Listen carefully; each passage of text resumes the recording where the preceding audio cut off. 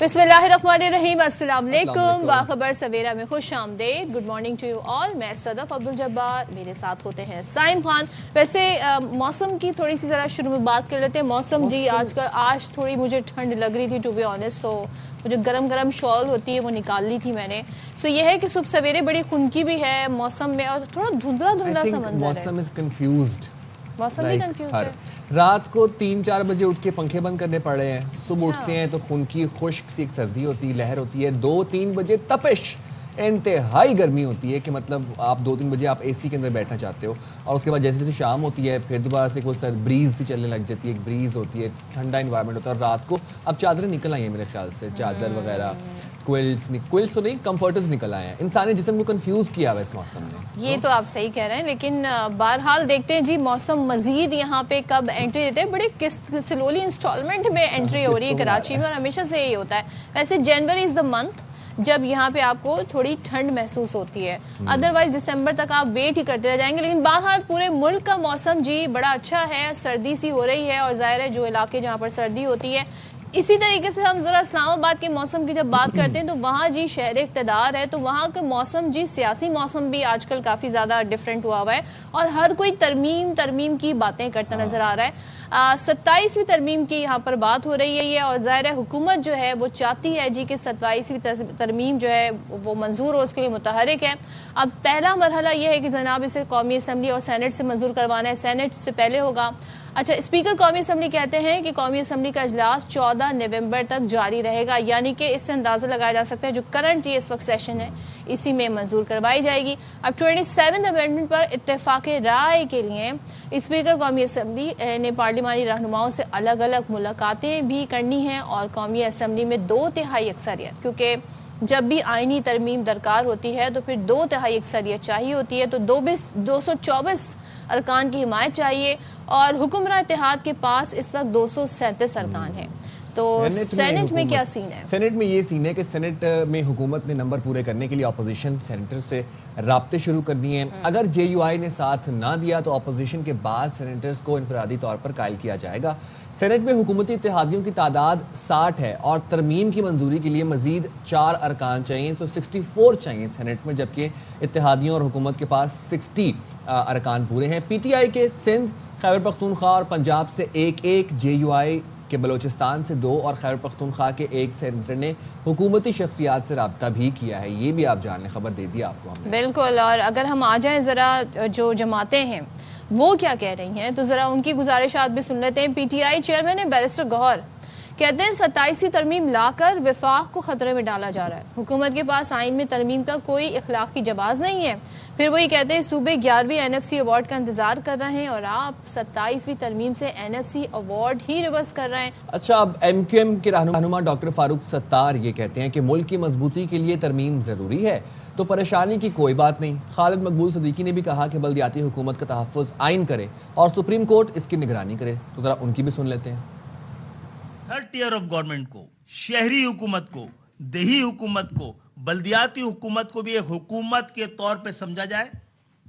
Election हो, उनके नाजिम और मेयर मुंतखब हो और वो अपनी मुद्दत पूरी करें। इसके लिए किसी वजीर आला और वजीर आजम को अहकाम जारी ना करना पड़े। आइन में दर्ज हो, आइन फैसला करे, सुप्रीम कोर्ट उसकी निगरानी करे कि उसी तरह एक अबूरी एडमिनिस्ट्रेटर या नाजिम या मेयर आए, वो 90 दिन के अंदर इलेक्शन करे और एक मेयर से इख्तियार दूसरे मेयर तक, एक नाजिम से इख्तियार दूसरे नाजिम तक, एक चेयरमैन से इख्तियार दूसरे चेयरमैन तक मुंतकिल किया जा सकता है। आइन एक मुकद्दस दस्तावेज जरूर है, लेकिन सहीफाए आसमानी नहीं है। जरूरत के मुताबिक, हालात की जरूरत के मुताबिक मुल्क की मजबूती और इस्तेहकाम के लिए 27वीं आइनी तरमीम की जरूरत है। कोई बहुत ज्यादा परेशानी और हैरानी होनी नहीं चाहिए।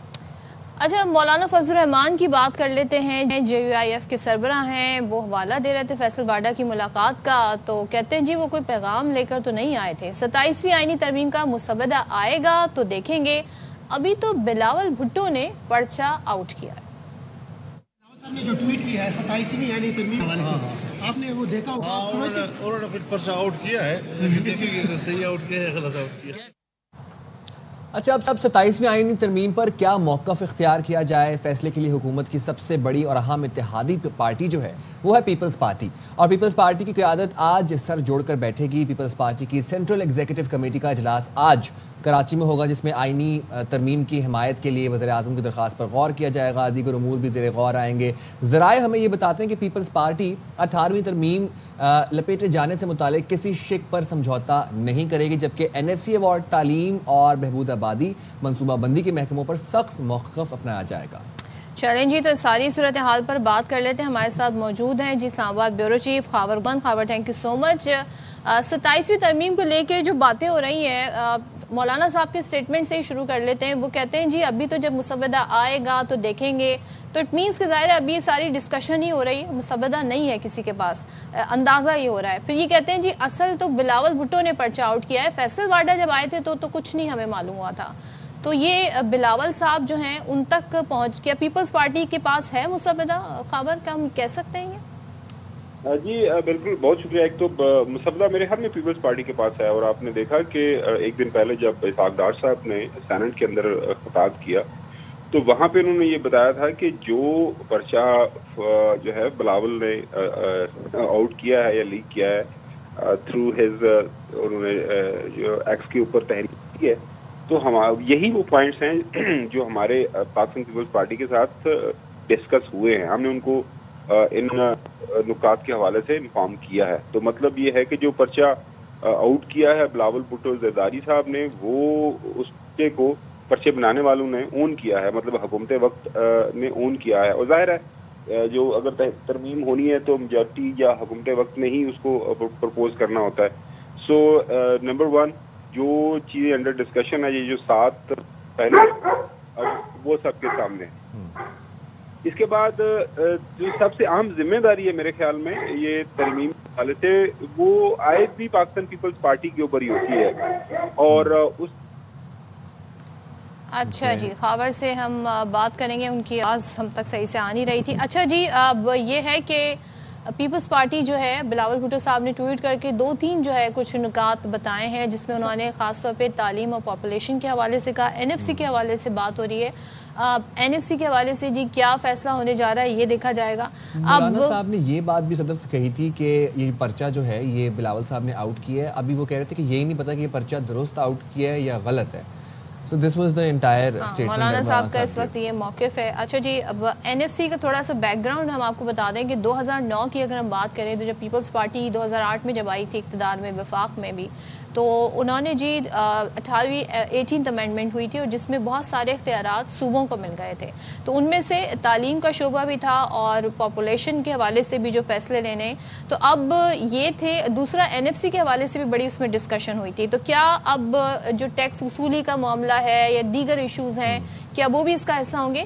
یہ تمام تر چیزیں، اور پھر ظاہر ہے یہ چیزیں وفاق کو منتقل ہو جائیں گی، تو پھر کس طریقے سے یہ مینیج ہوگا یہ ساری صورت۔ دوسرے ایک انٹرسٹنگ چیز یہ ہے کہ جی مرحلہ وار کوئی بھی امینڈمنٹ جو ہے وہ پاس ہوتی ہے تو پہلے ہی سینٹ کہا جا رہا ہے جائے گی، اس کے بعد قومی اسمبلی میں، اور عموماً ہم دیکھتے ہیں کہ قومی اسمبلی اور پھر سینٹ کی طرف جو ہے معاملہ آتا ہے۔ تو دیکھتے ہیں جی، اب 14 نومبر کا ٹائم دیا جا رہا ہے، تو یہ اجلاس کب کال ہوتا ہے، اور کیونکہ کرنٹ سیشن میں ہی اس کو جی لے کر آنا ہے، تو ابھی تک تو جی پارٹیز یہی بتا رہی ہیں کہ ان کے پاس مسودہ نہیں ہے، لیکن ظاہر ہے جب پیپلز پارٹی سے بلاول بھٹو نے اتنی ساری ڈیٹیل ٹویٹ کی ہے تو اس کا مطلب یہ ہے کہ ہی نوز اباؤٹ دا مسودہ، اور ڈرافٹ شاید ان کے پاس ہے۔ اچھا، ایک اور چیز بھی ہے نا NFC کے حوالے سے، جب NFC ایوارڈ کے تحت 2009 میں صوبوں کو وفاق سے 600 ارب روپے منتقل ہوئے، اب آپ یہ دیکھیں کہ 2025 میں یہ رقم 8206 ارب روپے تک پہنچ گئی ہے، تو صوبوں کی اپنی ٹیکس وصولی نہیں بڑھی، لیکن وفاق کے خرچے بڑھتے جا رہے ہیں، اور وفاق جو ہے وہ ظاہر سی بات ہے قرض لے کر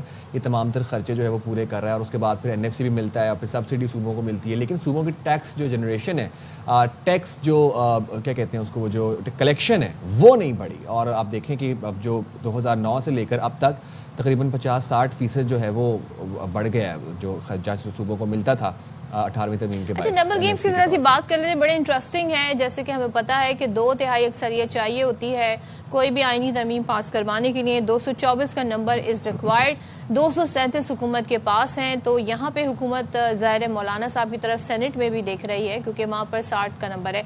ख़ाबर आपसे इससे पहले बात हो रही थी तो कंटिन्यू कीजिएगा कि अभी तक क्या मतलब आ भी रही है तरमीम के नहीं। जो बिलावल साहब की ट्वीट से तो सबने यही अंदाज़ा लगा लिया कि तरमीम आ रही है, और फैसल वाडा तो यहाँ तक कहते हैं जी 27वीं की 28वीं भी आएगी। देखिए तरमीम आ रही है फॉर ऑल प्रैक्टिकल पर्पसेस।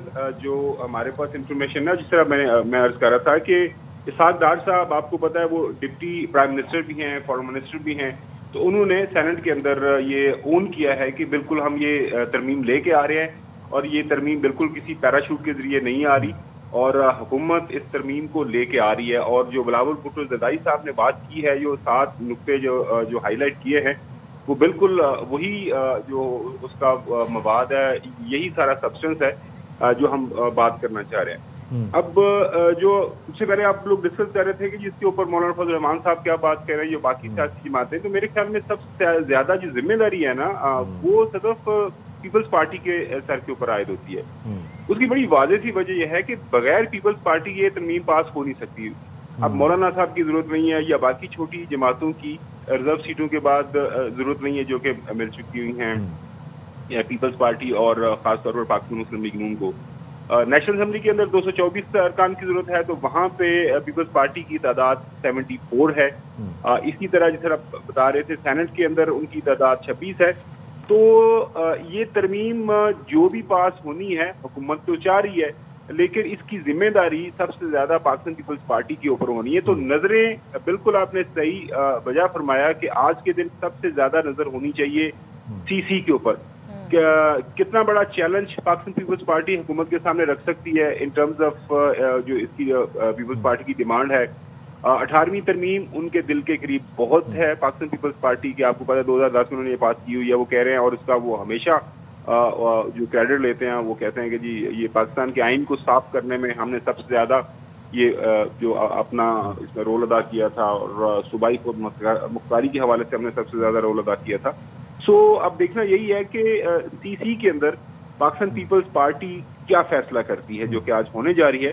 तो मेरे ख्याल में आज की जो सबसे बड़ी खबर है जो निकलेगी, वो पाकिस्तान पीपल्स पार्टी की एग्जीक्यूटिव काउंसिल से निकलेगी। अब लेट्स सी वो वहां पे क्या फैसला करते हैं। तो बाकी बिल्कुल तरमीम आ रही है। और ये जो ट्वीट बिलावल ने की, इसको मौलाना साहब कह रहे हैं जिन्होंने पर्चा आउट किया, तो इस ट्वीट से तो अंदाज़ा ये हो रहा है कि काफ़ी हद तक पीपल्स पार्टी ऑन बोर्ड है बहुत सारे इश्यूज़ पर। यही वजह है कि बिलावल साहब ने वो निकात भी ट्वीट किए। देखें, अब 3 मुख्तलिफ किस्म की राय सामने आ रही है उस ट्वीट के हवाले से। एक राय ये है कि बिलावल भुट्टो ज़रदारी साहब एग्री हैं और वो कह रहे हैं कि जी चूंकि प्राइम मिनिस्टर साहब अपने तमाम वज़रा के साथ आए थे हमारे साथ, और उन्होंने सदर आसिफ अली ज़रदारी साहब और हमारे सामने अपनी ये प्रपोजल रखी, so okay we have agreed, और ये वो चीज़ें हैं जिसके ऊपर हम बात करने जा रहे हैं, नंबर 1। दूसरी जो राय, जो खबरें सामने आ रही हैं, खासतौर पर कराची से हमारे कोलीग फाइल कर रहे हैं, वो ये कह रहे हैं कि बिलावल भुट्टो ज़रदारी साहब नाराज़ है इस बात के ऊपर कि ये इतने अहम जो प्रपोजल्स हैं आप लेके आ रहे हैं, तो आप एट द 11th आवर आप हमारे सामने रखे हैं। और तीसरा ये है कि बिलावल भुट्टो ज़रदारी साहब ने ये ट्वीट करके पर्चा आउट किया है और हुकूमत के ऊपर एक थोड़ा प्रेशर डाल दिया, जो कि इसहाक डार साहब ने, जिसको उन्होंने माना कि हाँ वो सियासी जमात के लीडर हैं, उनके पास ये इख्तियार है, वो इस तरह की तहरीर कर सकते हैं कि जी पाकिस्तान की मौजूदा हुकूमत आइन के अंदर इस तरह की तब्दीली करने जा रही है, और वो हमारे ऊपर ज़ाहिर है हमारे पास ये सारे सामने प्रपोजल लेके आ रहे हैं, और अब हम इसके ऊपर फैसला करेंगे। सो आप देखना, ये जिस तरह मैंने किया ना कि सबसे अहम नुकता अब यही है कि सीसी की जो मीटिंग होने जा रही है पाकिस्तान पीपल्स वो बड़ी इंपॉर्टेंट है, सीसी की मीटिंग जो आज होने जा रही है। खबर भाई एक बात बताइएगा, अभी जो 27वीं आईनी तरमीम है, ये सेनेट से पास होती हुई कौमी असेंबली में जाएगी, क्योंकि हमने ये देखा है कि आमतौर पर जब तरमीम आती है तो पहले कौमी असेंबली में उस पर डिस्कशन होती है, डिबेट होती है, बहस होती है, but then it comes to senate और वहाँ से वो पास होती है। और अगर सेनेट से, और अगर इस तरह होगा तो फिर सेनेट में तो नंबर गेम के ऊपर थोड़ी रोशनी डालिएगा। वहाँ पर हुकूमत और इत्तेहादियों के पास 60 अरकान है, जबकि चाहिए 64 हैं, 4 अरकान कम पड़े हैं। तो ज़रा प्रोसेस क्या होगा ये समझाइएगा।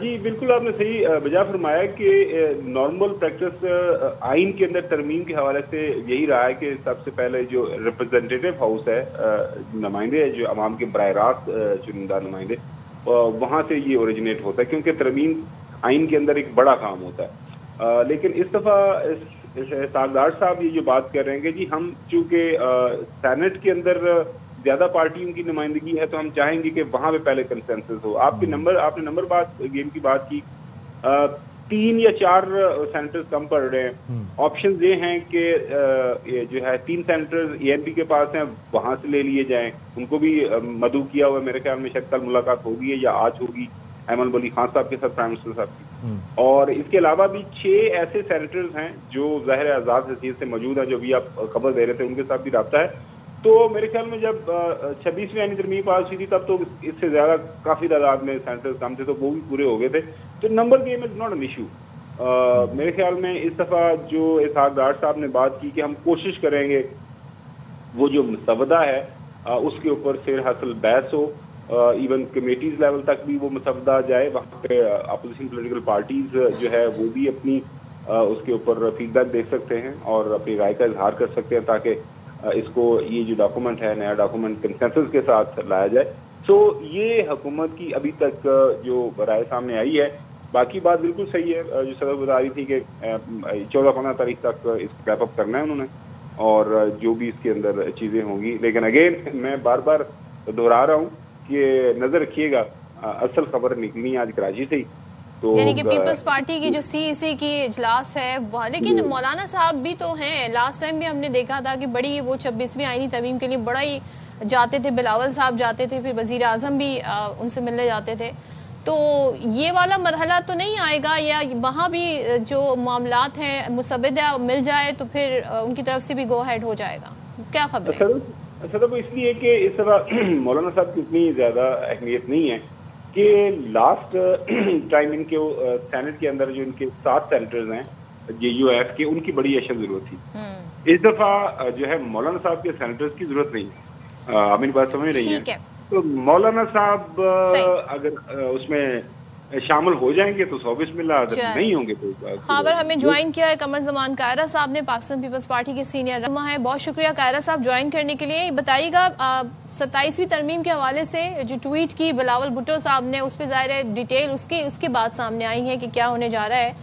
آج CEC کا اجلاس ہے، تو پیپلز پارٹی کیا موقف رکھتی ہے، خاص طور پہ جو NFC کا معاملہ ہو گیا، صوبائی اور جو پاپولیشن والا معاملہ ہو گیا، ایک ایجوکیشن کا ڈپارٹمنٹ ہو گیا، سو گو ہیڈ ہو جائے گا آج پیپلز پارٹی کی طرف سے؟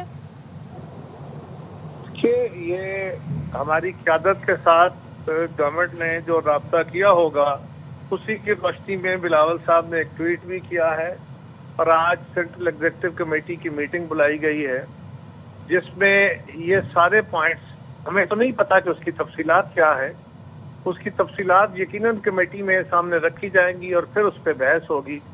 پارٹی کا موقف یقیناً اس بحث و مباحثے کے بعد ہی ہم آپ کے سامنے رکھ سکیں گے کہ پارٹی اس پہ کیا موقف ہے۔ اور قائرہ صاحب، people's party for obvious reasons 18ویں ترمیم پر سخت موقف رکھتی ہے، لیکن 27ویں ترمیم میں پھر تعلیم اور آبادی کے محکمے وفاق کے حوالے کیے جا رہے ہیں، اس بارے میں اپنا موقف شیئر کرنا چاہیں گے؟ دیکھیے، جب تک کوئی ڈیٹیل سامنے نہ آ جائے، یہ پتہ نہ چلے کہ وہ کیا پرپوزل دے رہے ہیں، کیا صوبائی محکمے وفاق کے حوالے کیے جا رہے ہیں، کوئی بیٹر کوارڈینیشن ہے، کیا ہے، یہ تو نہیں کہا جا سکتا۔ اس کے اوپر تو تنقید جو ہے وہ این بلاک یا بلیک تنقید کر دینا تو مناسب نہیں ہوتا۔ اچھا، اور کیا بلاول صاحب کی حد تک جو ہے ڈرافٹ شیئر ہو گیا ہے، اس کی آپ تصدیق کر سکتے ہیں قائرہ صاحب؟ دیکھیے، ایک بات میں اس کی تصدیق تو نہیں کر سکتا، ایک بات کہہ سکتا ہوں کہ بلاول صاحب نے جو ٹویٹ کی ہے وہ ہوا میں بات تو نہیں ہوگی، ان کے ساتھ کسی نے کوئی پرپوزل ڈسکس کی ہوگی تو انہوں نے وہ پوائنٹس دیے ہیں، ورنہ ایک پارٹی لیڈر جو ہے وہ کیسے ممکن ہے کہ بغیر کسی وجہ کے وہ اپنے خیالات تبدیلی ایسے ہی رینڈم کوئی بات کر دے۔ اور آج قائرہ صاحب پیپلز پارٹی کا CEC اجلاس ہونے جا رہا ہے، تو اس میں 27ویں آئینی ترمیم کے حوالے سے کون کون سے امور زیر بحث آئیں گے؟ मेरे भाई, हमें तो क्या पता, हमारे पास वही ट्वीट है। अच्छा, अब शाम को जो मीटिंग होगी उसमें वो एजेंडा खुलेगा, अगर उनके पास सारी तफसील होगी तो वो सारी कमेटी से शेयर करेंगे। जब शेयर करेंगे तो हम अपनी राय उस पर दे सकेंगे ना, उन पॉइंट्स पे। अच्छा, वैसे कायरा साहब, ज़ाहिर है आप सीईसी का, पीपल्स पार्टी का इजलास होता है, उसमें डिसीजंस भी लिए जाते हैं, तो आज के दिन फैसला हतमी हो जाएगा कि पार्टी कहाँ स्टैंड करती है इन इश्यूज पर? उम्मीद तो यही है कि हो जाएगा, लेकिन अगर लेट हुआ तो फिर इजलास 2 दिन भी हो सकता है। और किसी और पार्टी से, मौलाना साहब की पार्टी से कोई राब्ते हुए हैं इस हवाले से? ये मेरे इल्म में नहीं है। ये हमारी पार्टी की तंजीम करती है या चेयरमैन साहब अगर कोई कमेटी बनाते हैं। अभी तक कोई कमेटी नहीं है। पहले पीपल्स पार्टी अपना मकसद तो क्लियर कर ले, फिर किसी दीगर जमातों से बात करेगी। सो आज पहला इजलास हो रहा है जिसमें पार्टी की सीईसी जो बैठ के ये सारे इशू को देखेगी, उसके बाद ही किसी दूसरी जमात के साथ मशावरती अमल हो सकता है। क्योंकि खबरें ये भी कायरा साहब की हुकूमत चाह रही है जी 14 नवंबर तक जी इसे अप्रूव करा लिया जाए, तो टाइम अगर देखा जाए आज आई गेस गालिबन 6 नवंबर है, तो बहुत कम टाइम नहीं है। देखिए ये है सारा हेर से, इसके ऊपर ये आपके लिए अहम है कि ये सुना है, जराए हैं, पर हम तो ना सुने पे बात कर सकते हैं ना जराए पे बात कर सकते हैं। स्पीकर साहब कह रहे हैं ना कि 14 नवंबर तक ये सेशन जारी रहेगा, तो जाहिर है यही सब ने फिर इसको, ये सेशन कोई स्पेशल सेशन नहीं है, ये सेशन रूटीन का शेड्यूल्ड सेशन है।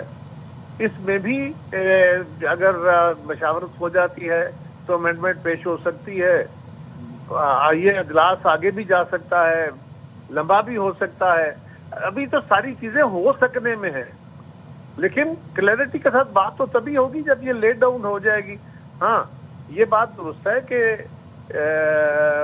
जो भी ये लेट डाउन होती है उसके ऊपर एक थरो डिस्कशन होनी चाहिए। तमाम जमातों को, मेंबरान को मौका मिलना चाहिए ताकि वो खुल के अपनी आरा का इजहार कर सके, और फिर मेंबरान का हक है वो पास करें। ठीक है, थैंक यू सो मच। कमर जमान कायरा साहब हमारे साथ थे, सारे इशू पर बात कर रहे थे। देखते हैं जी आज सी का इजलास है, पीपल्स पार्टी क्या फैसला करती है, उसके बाद ही पता चलेगा कि जी 27वीं तरमीम का मामला अब किस तरह से आगे बढ़ रहा है। जो भी खबर होगी आप तक पहुंच जाएंगे। यहाँ जाएंगे छोटी सी ब्रेक पे, हाजिर होंगे ब्रेक के बाद।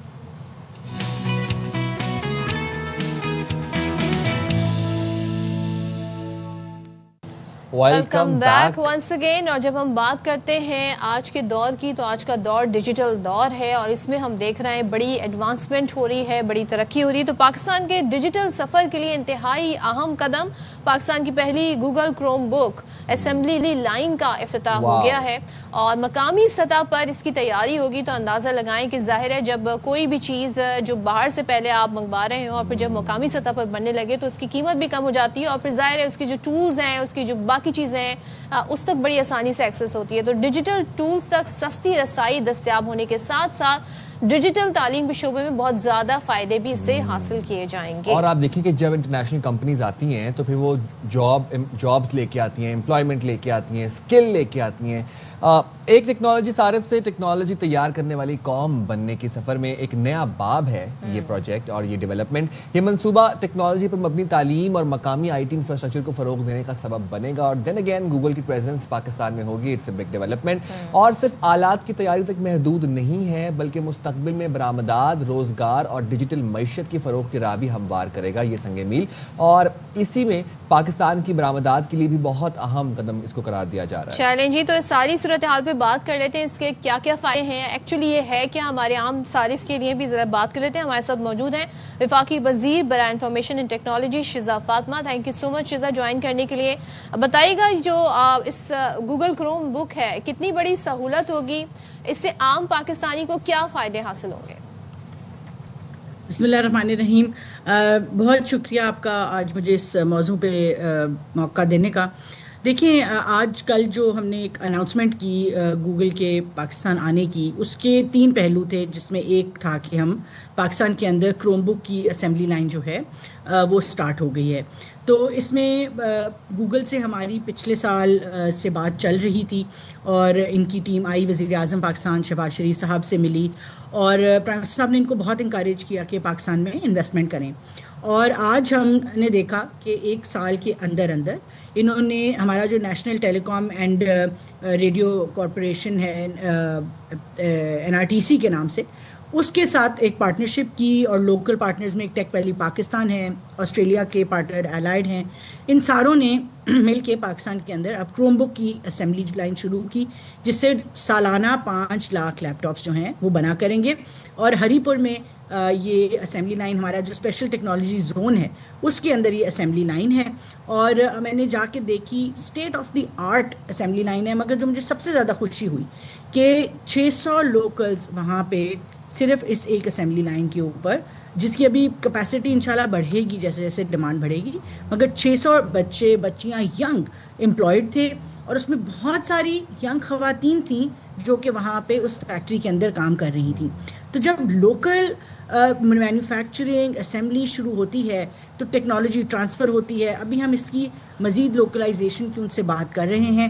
ٹیکنالوجی ٹرانسفر ہوتی ہے جب آپ کے بچوں کو اس طرح کی ہائی ٹیک انڈسٹری میں کام کرنے کا موقع ملتا ہے تو کیپیبلٹی ڈیولپ ہوتی ہے، آپ کا کرٹیکل ہیومن ریسورس ڈیولپ ہوتا ہے. اور انشاءاللہ آگے جاتے ہوئے ہم دیکھیں گے کہ پاکستان سے بننے والا جو میڈ ان پاکستان کروم بک ہے اس کو ہم دنیا میں ایکسپورٹ کریں گے. تو یہ ایک پوری ایکو سسٹم جو ہے وہ ڈیولپ ہوتا ہے. اس سے باقی جو ٹیکنالوجی کمپنیز ہیں ان کو بھی انکریجمنٹ ملتی ہے کہ پاکستان کے اندر کس طرح کے مواقع موجود ہیں. اور یہاں پہ میں ضرور کہنا چاہوں گی کہ ہمارے جو منسٹر ہیں ڈیفینس پروڈکشن کے، انہوں نے ہمارا بڑا ساتھ دیا، اور اسی طرح سے ایک لارجر جو میکرو اکانومی بہتر ہوئی، ہماری معیشت میں بہتری آئی، یہ اس کا انجام ہے کہ ہم آج یہ تمام چیزیں دیکھ رہے ہیں. اور شیزا obviously اب میں چاہتا ہوں کہ آپ روشنی ڈالیں کہ جاب کریشن کے حوالے سے کتنا اہم سنگ میل ہے یہ. اسکل ڈیولپمنٹ کا جو ایک گیپ تھا، پاکستان آج سے کچھ عرصہ پہلے تک لیبر تیار کر رہا تھا جو کہ سعودی جاتے تھے، جو کہ گلف والی کنٹریز میں موسٹلی جاتے تھے، وہاں ریکوائرمنٹ ہوتی تھی. اب یہ جو گوگل کی پریزنس ہے پاکستان میں، اسکل ڈیولپمنٹ ہوگی، اور وہ جو ویکیوم ہوگا، exactly high tech skill development ہوگی، اور وہ جو ویکیوم میں کریٹ ہوا تھا وہ بھی کور ہوگا. اینڈ لاسٹلی یہ بھی بتائے گا کہ obviously اب جب یہ گوگل کروم بک کی اسمبلی لائن پاکستان میں آئے گی تو اس کے بعد پھر انٹرنشپ کے مواقع پرووائڈ کیے جائیں گے انجینئرس کو، ہمارے بچوں کو. جی ایبسلیوٹلی. تو اگر میں خالی امپلائمنٹ کی بات کروں تو میں نے آپ کو بتایا کہ بالکل انیشیل فرسٹ فیز میں ہی ہم نے 600 بچے انجینئرز تھے وہاں پہ، ہر طرح کی ہر لیول کی جو ہے وہ امپلائمنٹ کی موقع جو ہے وہ وہاں پہ جنریٹ ہوا. اور ان 600 بچوں کو بچیوں کو وہاں پہ فرسٹ فیز میں نوکری مل گئی ہے. جیسے جیسے یہ ایکسپینڈ کریں گے اپنی یہ پروڈکشن لائن، ویسے ویسے زیادہ سے زیادہ لوگ اس کا حصہ بنیں گے. مگر اس کے ساتھ ساتھ جو انہوں نے اپنی پاکستان میں پریزنس اناؤنس کی کہ وہ انشاءاللہ جلد پاکستان میں وہ رجسٹر گوگل ہیز مطلب پاکستان میں آفیشلی رجسٹرڈ ہو گیا ہے. اب وہ جب اپنا یہاں پہ دفتر کھولیں گے انہوں نے اس کی بھی ہائرنگ شروع کر دی ہے، وہاں ایک مزید امپلائمنٹ کے موقع ملیں گے. اور تیسرا جو ہے جو ان کا ہماری منسٹری کے ساتھ، منسٹری آف IT کے ساتھ ایک MOU ہوا ہے، اس کے ذریعے جو ہم نے اسکلنگ کی، ٹریننگ کی، AI لیبس کی بات کر رہے ہیں، ایجوکیشن کی فیلڈ میں جو ہم ان سے بچوں کو تعلیم دینے کی، اسپیشلی جو سیکنڈری اسکول کے بچے ہیں وہاں پہ تعلیم کو بہتر کرنے کی، آرٹیفیشل انٹیلیجنس ایجوکیشن سسٹمز میں انکارپوریٹ کرنے کی بات ہو رہی ہے. اس سے آپ دیکھیں کہ ایک پورا ایکو سسٹم چینج ہوگا. آج دنیا جب پوری ٹیکنالوجی کی طرف جا رہی ہے تو ہم یہ دیکھ رہے ہیں کہ بغیر آرٹیفیشل انٹیلیجنس، ایک تو یہ جانے بغیر کہ آرٹیفیشل انٹیلیجنس ہے کیا، اور دوسرا AI کو ایجوکیشن میں استعمال کیے بغیر آگے بڑھنا تقریباً ناممکن ہے.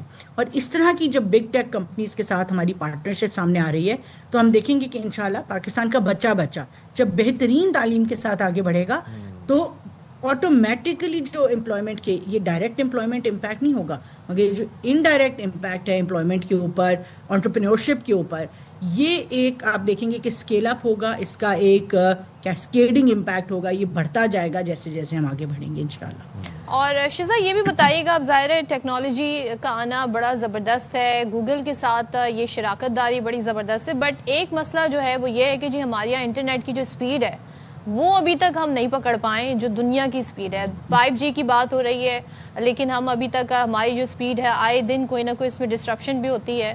تو ہر شعبے کے لیے ریکوائرڈ ہے اب تو انٹرنیٹ ناگزیر ہے، اس کے لیے کیا کیا جا رہا ہے؟ میں نے یہی بات اب کچھ عرصہ پہلے آپ کے ابھی جب شو پہ میری ہوئی تھی اسی طرح سے آپ سے گفتگو، تو آپ نے بالکل درست فرمایا. میں دوبارہ سے ریٹریٹ کروں گی کہ پاکستان میں اس وقت جو انٹرنیٹ ہے وہ 274 میگا ہرٹز کے اوپر چل رہا ہے. میں عام لوگوں کو کے لیے اس طرح سے سمجھانا چاہوں گی کہ آپ کے پاس اس وقت 3 لین کی سڑک ہے مگر گاڑیاں آپ کے پاس جو ہیں وہ 8 سے 10 لین کی اس کے اوپر چل رہی ہیں, جس کی وجہ سے ہماری انٹرنیٹ کی ٹریفک جو ہے وہ چوک ہوتی ہے.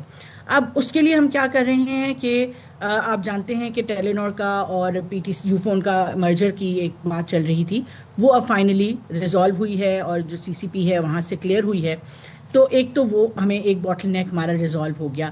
دوسرا ہماری جو کورٹ کیسز ہیں ان کو ہم کوشش کر رہے ہیں ایکسپیڈائٹ ہوں تاکہ ہم وہاں سے لٹیگیشن سے نکلیں.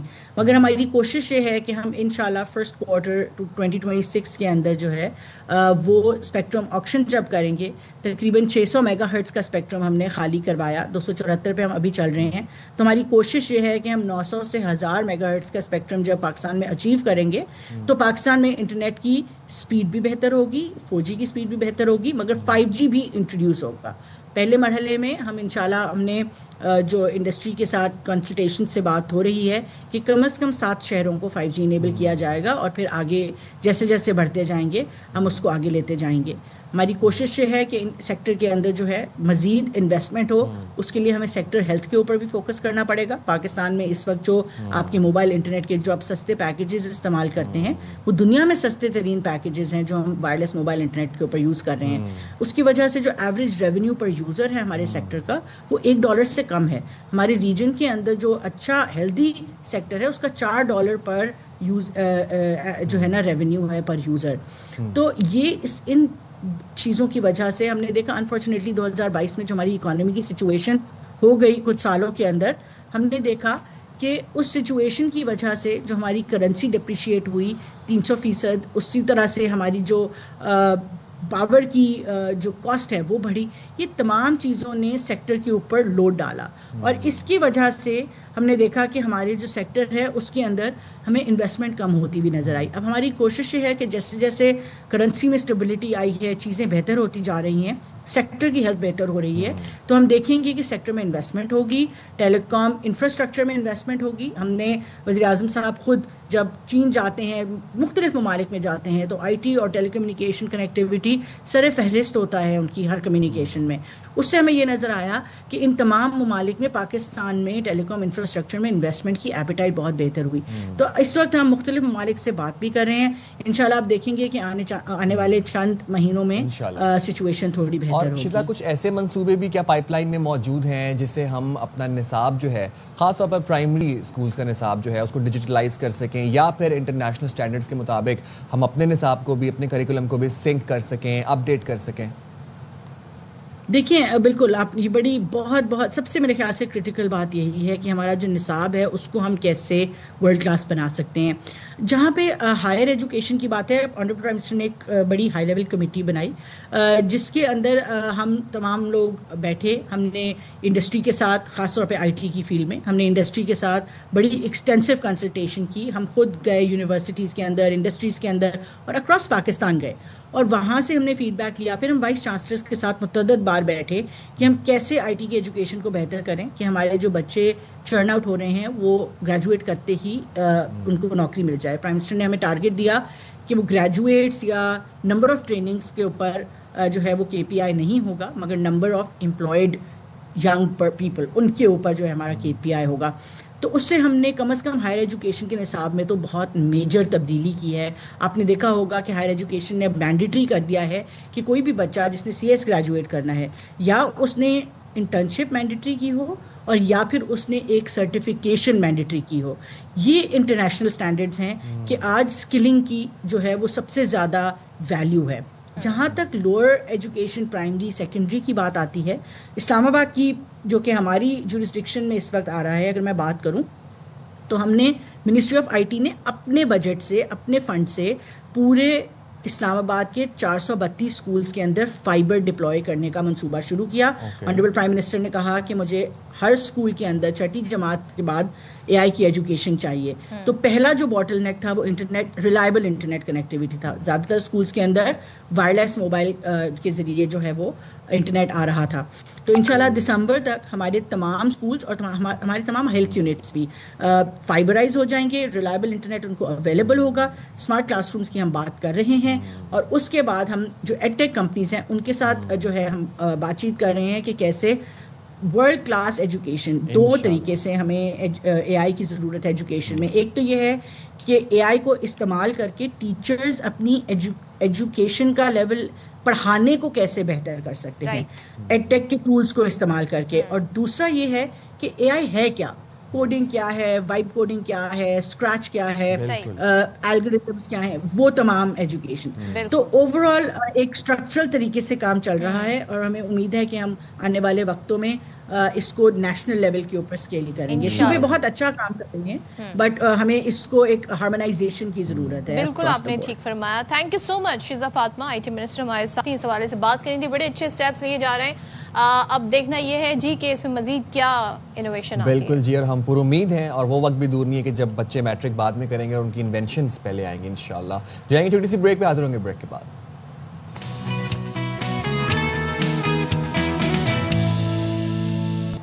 Welcome back. और इससे पहले हम एजुकेशन पर बात कर रहे थे, कितनी इंपॉर्टेंट हो गई, कितनी एडवांस्ड हो गई है, कितनी आईटी में हम देख रहे हैं एआई की और दीगर चीज़ों की ज़रूरत हो गई। लेकिन सिर्फ तालीम पर ही अगर हमारा फोकस हो तो तरबियत कहाँ जाएगी? मॉरल अपब्रिंगिंग बड़ी ज़रूरी है, एथिक्स बच्चों को सिखाना बहुत ज़रूरी है। और जब हम एथिक्स की बात कर ही रहे हैं सदफ, तो आपको याद होगा कि हमने भी बैठ के अमेरिका में स्कूल्स के अंदर गन वायलेंस, गन शूटिंग के बहुत से वाक़यात रिपोर्ट किए हैं। आपको बच्चा गन ले आता है और आके पे या तो तासुब की बिना पर, डिस्क्रिमिनेशन की बिना पर दूसरे बच्चों को हर्ट करते हैं, या फिर देयर वाज अ टाइम जब बाकायदा घरों में जब पेरेंट्स के साथ, आजकल बच्चे क्या कर रहे हैं जी, माँ बाप ने भी ज़ाहिर है इस तरह की चीज़ों को होने दिया तो हो रही हैं। एक बच्चा अलग कमरे में खाना खा रहा है, दूसरा बच्चा अलग और अगर खाना भी खा रहे हैं तो साथ में उनका मोबाइल उनके सामने ऑन हुआ हुआ है, टीवी ऑन हुआ हुआ है, उनका पूरा फोकस है।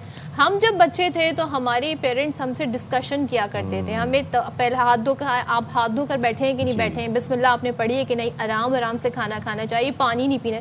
तो ये सब आपकी तरबियत के हिस्से होते हैं। इसी तरीके से जब घर में कोई मेहमान आता था तो उससे आपने सलाम दुआ कैसे करनी है, उसके सामने आपने बैठना कैसे, ये सब हमारे पेरेंट्स हमें बताया करते थे। बिल्कुल। और एक और चीज़ भी है ना कि हम जब स्कूल जाते थे तो हमारे बैग देखती थी हमारी अम्मा, जब स्कूल से वापस आते थे हमारे बैग्स चेक होते थे, कॉपीज चेक होती थी। तो अब वो चीज़ जो है ना, वो एक गैप आ गया है पेरेंट्स के बीच में, बच्चों के बीच में। बच्चे स्कूल क्या लेके जा रहे हैं, स्कूल से क्या ला रहे हैं, कुछ नहीं पता भाई। और सिर्फ ये बच्चों तक महदूद नहीं है, बहुत सारे ग्रोन अप्स और एडल्ट्स जो हैं उनको भी हम देखते हैं जी कि ना बात करने का कभी समटाइम्स उन्हें तरीका होता है, बोलें तो बोले ही चले जा रहे हैं। इसी तरीके से हम देखते हैं जी, जो आप जगह जगह कराची में जो आप देखते हैं ना, दीवारें जो कलरफुल हुई हुई होती हैं, ये सब कुछ आपके मैनर्स में, आपकी पर्सनालिटी में शुमार होता है। तो फिर बात कर लेते हैं। आज हमारे साथ मौजूद हैं कायद-ए-आज़म मेडिकल कॉलेज और मारूफ दानिश्वर doctor Javed Iqbal, Quaid-e-Azam medical college के प्रिंसिपल भी हैं। बहुत शुक्रिया जावेद इकबाल साहब, आपने बाखबर सवेरा के लिए वक्त निकाला। आज हमारा फोकस होता है डिग्री लेने पर, डिग्री का एक पेपर लेने पर, और जोर दिया जाता है कि जल्द से जल्द आप ग्रेजुएशन करें, आप एमएस करें, या फिर पीएचडी करें। लेकिन तालीम पे जहाँ हमारा फोकस है वहाँ पर हम देख रहे हैं कि तरबियत हमने बहुत पीछे छोड़ दी है। क्या आपको लगता है सिर्फ डिग्री लेना बाशऊर और बाइखलाक बनाता है आपको? बहुत बहुत शुक्रिया। देखिए, मैंने तो अपनी ज़िंदगी में पिछले 10-20 साल में इस पर बहुत मेहनत की और कुछ अपनी छोटी रिसर्च भी की।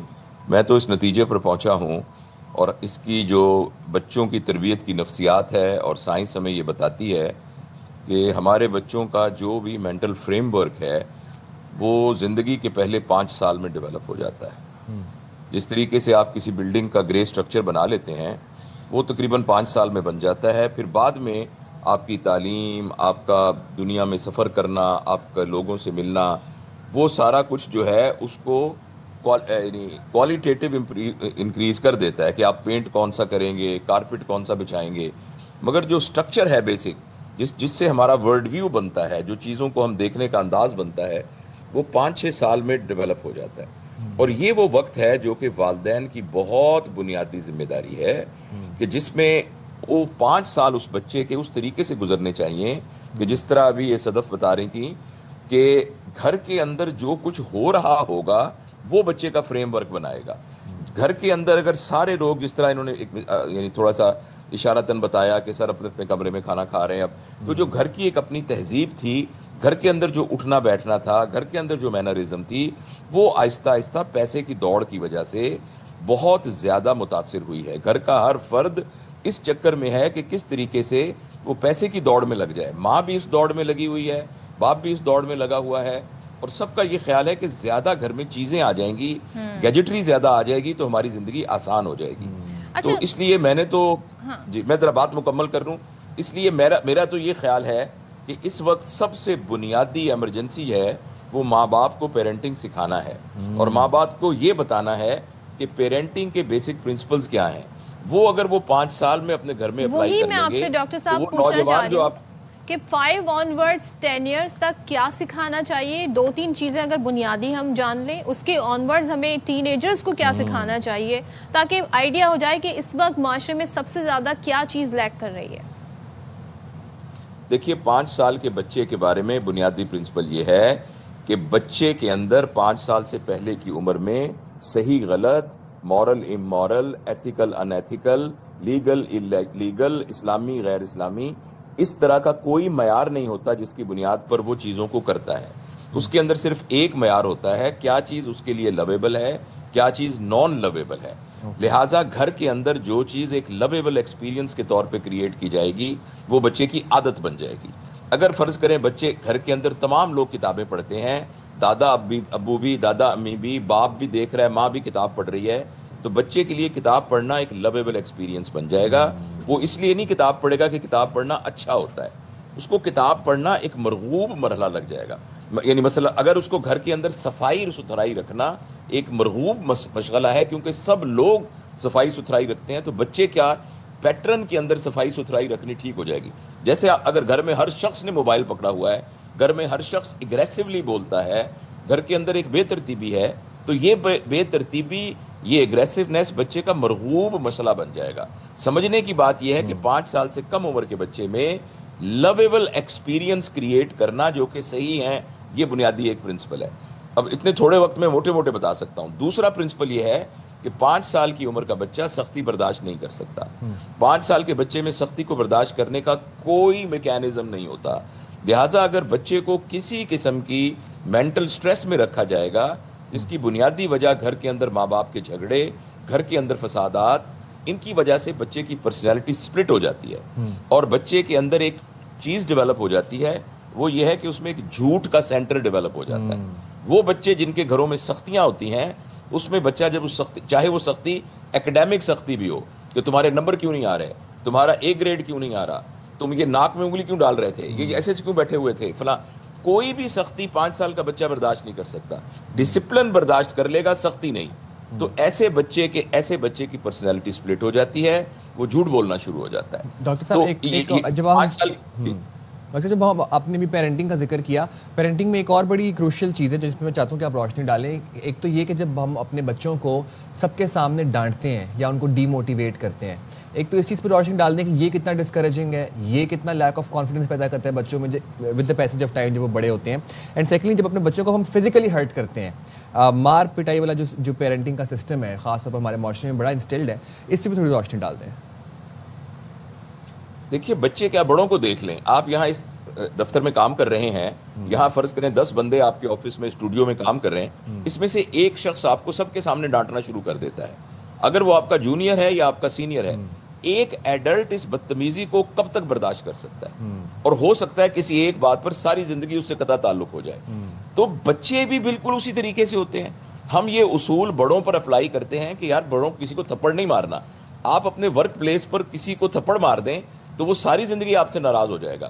لیکن پتہ نہیں یہ والی بات جو نبی کریم کی حدیث ہے کہ مومن وہ ہے جس کے ہاتھ اور اس کی زبان سے باقی مومن یعنی محفوظ رہیں, یہ ہم اپنے بچوں پر کیوں نہیں اپلائی کرتے؟ آپ کے خیال میں ایک ایڈلٹ تھپڑ کھا کر برداشت نہیں کر سکتا, تو ایک بچہ تھپڑ کھا کر کیسے برداشت کرے گا؟ البتہ چونکہ اس میں پاور نہیں ہوتی تو وہ برداشت نہیں کرتا, وہ تھپڑ اس کے اندر سب کانشیس میں اکٹھا ہو جاتا ہے. اور ایسے لوگوں کی نشانی ہوتی ہے جو بچوں پر ہاتھ اٹھاتے ہیں یا کسی اپنے سے کم طاقتور انسان کے اوپر چیختے چلاتے ہیں, کیونکہ ان کو کہیں نہ کہیں لیک آف کانفیڈنس ہوتا ہے, تو وہ اپنا پروجیکٹ کرنے کی کوشش کرتے ہیں, یہ ان کی انسیکیورٹیز ہوتی ہیں. Thank you so much doctor Iqbal صاحب ہمارے ساتھ ہیں. بہت بڑا ٹاپک اس پہ بات کی جا سکتی ہے, لیکن آپ بریک لیتے ہیں, بریک کے بعد واپس آئیں گے. अस्सलाम वालेकुम। वालेकुम बाखबर सवेरा में एक अस्सलाम। दफ़ा फिर से आपको कहते हैं खुश आमदीद। साइम खान और सदफ अब्दुल जब्बार एक दफ़ा फिर से आपकी खिदमत में हाजिर हैं और आप देख रहे हैं पाकिस्तान के सबसे बड़े न्यूज़ चैनल ARY न्यूज़ पे अपने सबसे पसंदीदा प्रोग्राम बाखबर सवेरा, जिसमें हमारी कोशिश होती है कि हम ना सिर्फ खेल, सियासत और मईशत के मैदान से आपको खबरें दें, बल्कि अवामी मसाइल पर बात करें, अवामी इशूज़ पर बात करें, आपकी बात करें, आप ही की ज़बान में करें। और तो और इंटरनेशनल इश्यूज भी हम आपके yes. सामने लेकर आते हैं। कल ही आपने देखा होगा जी, जिस तरीके से न्यूयॉर्क के मेयर का इंतखाब हुआ है, तो बड़ी डिस्कशन में रही ये खबर और अब तक हम देख रहे हैं उसकी बाज़गर सुनाई दी, क्योंकि डोनाल्ड ट्रंप जो है जब भी कोई स्टेटमेंट देते हैं तो वो खबरों में आ जाते हैं। जब ये सारी कैंपेन चल रही थी न्यूयॉर्क के मेयर के लिए, तो डोनाल्ड ट्रंप जी काफ़ी ज़्यादा खाइफ थे ममदानी से, और वही कहते थे जी कि ये तो जी कम्युनिस्ट हैं, ये जीत के दिखा दें, जीते तो मैं इनके फंड रोक दूंगा। अब सोचिए अमेरिकी सदर मेयर को कह रहा है फंड नहीं देगा तो मेयर कैसे काम करेगा। लेकिन अब डोनाल्ड ट्रंप साहब ने बड़ा यू टर्न ले लिया है, राउंड अबाउट ले लिया उन्होंने। राउंड अबाउट कह लें। वो जी कहते हैं ममदानी की मदद करने पर वो आमादा हो गए। कहते हैं हम चाहते हैं कि न्यूयॉर्क कामयाब हो, और मियामी में वो कॉन्फ्रेंस से खिताब कर रहे थे। कहते हैं कि कम्युनिस्ट, मार्क्सिस्ट, सोशलिस्ट के पास मौका था, लेकिन उन्होंने तबाही के सिवा कुछ नहीं दिया। अब ये बड़ी इंपॉर्टेंट टैगलाइन है, अमेरिका बड़ा जो ये खार खाता है ये कम्युनिज्म से। अब देखते हैं कि एक कम्युनिस्ट, अभी भी वो उन्हें सोशलिस्ट नहीं कह रहे, वो कम्युनिस्ट ही कह के मुखातिब कर रहे हैं, कि एक कम्युनिस्ट यानी कि ममदानी साहब को मुखातिब करके कह रहे हैं कि न्यूयॉर्क के लिए कैसे काम करता है। हम उनकी मदद करेंगे, हम चाहते हैं न्यूयॉर्क कामयाब हो, लेकिन थोड़ी मदद करेंगे, थोड़ी मदद करेंगे। आप तो सुनवाते उन्होंने क्या कहा। See the same thing in New York, by the way. You see what happens in New York, terrible. But you're going to see that same thing. And I hope it doesn't happen, but you're going to see it. If you want to see what congressional Democrats wish to do to America, just look at the result of yesterday's election in New York, where their party installed a communist as the mayor of the largest city in the nation. Remember, I've said we will never have a socialist elected to any post in our country. I used to say that, and I was right. We skipped socialist and we put in a communist instead. That didn't work out too well. But as I've warned for many years, our opponents are hell-bent on turning America into a communist Cuba or socialist Venezuela, and you see what happened to those places. Communist, socialist, Marxist, ये तो हम किसी दिन बड़े तफसील से इसके ऊपर बात करेंगे, इन तमाम चीज़ों पे आपकी सादा फहमी में। अच्छा, लेकिन नौमुंतखब मेयर न्यूयॉर्क ज़ोहरान ममदानी जीते, और जीत के पहले दिन काबिल और हमदर्द इंतज़ामिया बनाने का उन्होंने ऐलान कर दिया, जिसमें फिर हमने देखा कि पाकिस्तानी निजात लीना खान को नौमुंतखब मेयर की इंतज़ामिया में अहम ओहदा मिला। New York city police commissioner Jessica टिश को भी ओहदा बरकरार रखने का फैसला किया गया। फिर इसी तरह मीडिया से गुफ्तगू में उन्होंने कहा कि कामयाबी सदर ट्रंप के लिए एक सबक है। व्हाइट हाउस से मेयर मुंतखब होने पर मुबारकबाद मौसूल नहीं हुई। न्यूयॉर्क की तरक्की के लिए ट्रंप के साथ मिलकर काम करने के लिए तैयार हूँ, और न्यूयॉर्क के शहरी अब मेरी जिम्मेदारी है, उनकी ज़िंदगी बेहतर बनाने के लिए हर मुमकिन कोशिश करूँगा। तो ये ज़ोहरान ममदानी कहना था। उन्होंने कहा कि हल्फ उठाने के बाद न्यूयॉर्क के नए दौर का आगाज़ होगा। सिटी हॉल में मेरा पहला दिन मेरे आखिरी दिन की तरह नजर आएगा आपको। तो ये उन्होंने अपना जनाब मंशूर जो था, मैनिफेस्टो जो था, वो डिस्कस किया। अच्छा, यहाँ पर एक चीज़ बड़ी गौर तलब है, वो ये है कि डोनाल्ड ट्रंप जो कहते आए वाइट सुपरमेसी, इमिग्रेंट्स के खिलाफ हैं, और जो उनकी पॉलिसीज हैं, ममदानी जो है उन्होंने हर वो चीज़ कही जो डोनाल्ड ट्रंप जिसके अगेंस्ट थे। तो यहाँ पे पॉलिसी शिफ्ट हम देख रहे हैं, और फिर अमेरिकन न्यूयॉर्कर्स ने उन्हें वोट भी दिया ममदानी को। तो ये एक तरीके का एक कहते हैं ना, डोनाल्ड ट्रंप साहब की पॉलिसीज़ के खिलाफ एक इजहार था पब्लिक का। सो अमेरिका में सदर डोनाल्ड ट्रंप की जो पॉलिसीज़ हैं, अब उनके खिलाफ वोट के जरिए तो लोगों ने बता ही दिया, अब सड़कों पे निकल आए हैं। सो वाशिंगटन डीसी में मुजाहिरीन ने ट्रंप मस्ट गो नाउ के उन्वान से एहतजाजी रैली निकाली। मुजाहिरीन ने कैपिटल हिल तक मार्च किया और ट्रंप के खिलाफ नारेबाजी की। अब मुजाहिरीन क्या कहते हैं? कहते हैं जी ट्रंप के खिलाफ सिविल नाफरमानी की तहरीक चलाने की ज़रूरत है। जब तक ट्रंप को इक़्तिदार से नहीं हटाया जाता, ये हम मुतहरिक रहेंगे। ये जी अमेरिकन कह रहे हैं। अब देखें, ट्रंप मस्ट गो नाउ के उन्होंने जी प्ले कार्ड्स भी उठा रखे हैं। अच्छा, ये जो आपने बात की ना, बेसिकली ज़ोहरान वर्सेस ट्रंप हम क्यों डिस्कस कर रहे हैं? क्योंकि डे वन से ही एक तो डोनाल्ड ट्रंप पूरे अमेरिका के सदर हैं। आप सोचें कि वो एक मेयर को निशाना बना के उनको तनकीद का निशाना बना रहे हैं, फिर ट्वीट्स करते हुए कभी कहते थे मैं फंडिंग रोक दूंगा, फेडरल फंडिंग नहीं जाने दूंगा, और फिर उसके बाद वो कहते हैं ना मत्था लगाया। तो ज़ोहरान ममदानी ने भी मत्था जो था वो صدر ٹرمپ کے ساتھ ہی لگایا ہوا تھا، اور ان کی ہر بات کی وہ تردید کرتے تھے، ان کی ہر پالیسی کی، وہ ٹیرف کی بات کرتے تھے، یہ ٹیکس کہتے تھے ٹیکس ایویژن ہو رہی ہے، وہ بات کرتے تھے امیگرینٹس کی، صدر ٹرمپ امیگرینٹس کے خلاف تھے، یہ کہتے تھے ہم نے امیگرینٹس کو جو ہے وہ ان کو مزید ان کو شیلٹر دینا ہے، ان کو لیبر پروٹیکشن لاز کی بات کرتے تھے دوران رمضانی. So this was the background a bit جو ہم اکثر ڈسکس کیا. بالکل، اور دیکھتے ہیں جی اب وہ جنوری میں حلف اٹھا رہے ہیں تو اس کے بعد کیا صورتحال ڈیولپ ہوتی ہے. اب ہم آگے بڑھتے ہیں. ہم سے پہلے بھی ٹیکنالوجی کے حوالے سے بات کر رہے ہیں تو ٹیکنالوجی نے بہت کچھ زندگی میں آسانی کر دی ہے، which is very good, which is blessing. اور ہم یہ دیکھ رہے ہیں جی سندھ میں پہلی بار بینائی سے محروم افراد کے لیے سینسر لیس اسکینر اسٹک جو ہے وہ تیار کر لی گئی ہے. اب یہ نہ صرف زندگی کو آسان بنائے گی بلکہ جو لوگ بصارت سے محروم ہیں انہیں خود مختار اور محفوظ انداز میں اپنی راہ میں پہنچانے میں مدد دے گی. ظاہر ہے اس کے اندر سینسرز ہیں جو رکاوٹوں کو پہلے سے ہی سینس کر لیں گے، یا آواز یا وائبریشن کے ذریعے خبردار بھی کر دیا جائے گا تاکہ روزمرہ زندگی میں آزادانہ نقل و حرکت کر سکے اور اپنے ظاہر جو ڈپینڈنسی ہے وہ کم ہو سکے. آپ کو پتہ ہے کہ کین کتنی امپورٹنٹ ہوتی ہے for specially abled people, specially جو بلائنڈ ہوتے ہیں. اور یہ جاننا میں ضرور چاہوں گا کہ how is this can different from the regular one. تو ہمارے ساتھ موجود ہیں فرمان علی تنواری صاحب، regional director Karachi region, department of empowerment of person with disability, government of Sindh. Thank you very much فرمان صاحب، آپ نے باخبر سویرا کے لیے وقت نکالا. سب سے پہلے ہم یہ جاننا چاہیں گے کہ یہ والی جو کین ہے یہ کس طرح ڈفرینٹ ہے جو کنونشنل کین ہم وائٹ کین دیکھتے ہیں اس سے؟ کیونکہ یہ department empowerment of person disabilities government of Sindh جو 2018 میں ایکٹ پاس ہوا، سندھ اسمبلی پاس کیا، یہ پہلی ڈپارٹمنٹ ہے پورے پاکستان میں چاروں صوبوں میں جو ڈفرینٹلی ایبلڈ پرسن کو امپاورمنٹ کرنے کے لیے کام کر رہی ہے، اور سندھ گورنمنٹ نے بہت فوکس کیا ہوا ہے. تو اسی لیے ہم جب ڈپارٹمنٹ سندھ گورنمنٹ نے یہ اس کو فوکس کیا ہے کہ اسسٹو ٹیکنالوجیز کو پروموٹ کر کے جتنے بھی ڈفرینٹلی ایبلڈ ہمارے دوست ہیں، بھائی ہیں، بچے ہیں، ان کی لائف جو ہے آسان کی جائے تو وہ جو ایسیسیبل ہو، اور اس کے ساتھ جو ہے ان کی موومنٹ جو ہے وہ بہتر طریقے سے ہو سکے اور ان کی ڈپینڈنسی ختم ہو سکے.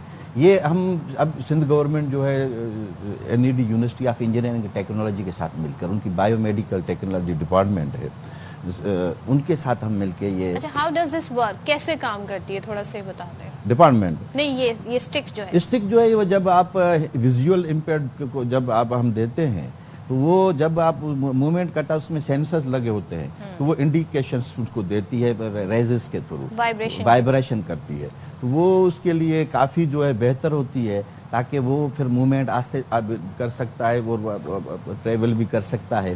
ان کو وہ یعنی ساری چیزیں جو ہے مل جاتی ہیں کہ کہیں کوئی رکاوٹ ہے، کہیں کوئی اس لیے. اور پائلٹ پروجیکٹ میں کتنے مستحق افراد کو یہ اسٹک دی جائے گی؟ یہ اب فرسٹ جو ہے اسٹیپ میں جو ہے 300 جو ہے ویژول امپیئرڈ کو یہ اسٹکس دی جا رہی ہیں، اور اس کے سوا جو ہے ہماری کوشش ہوگی کہ اکراہ سندھ جتنے بھی ویژول امپیئرڈ دوست ہیں ان سب کو جو ہے ودن 2 ایئرس یہ اسٹکس دی جائے.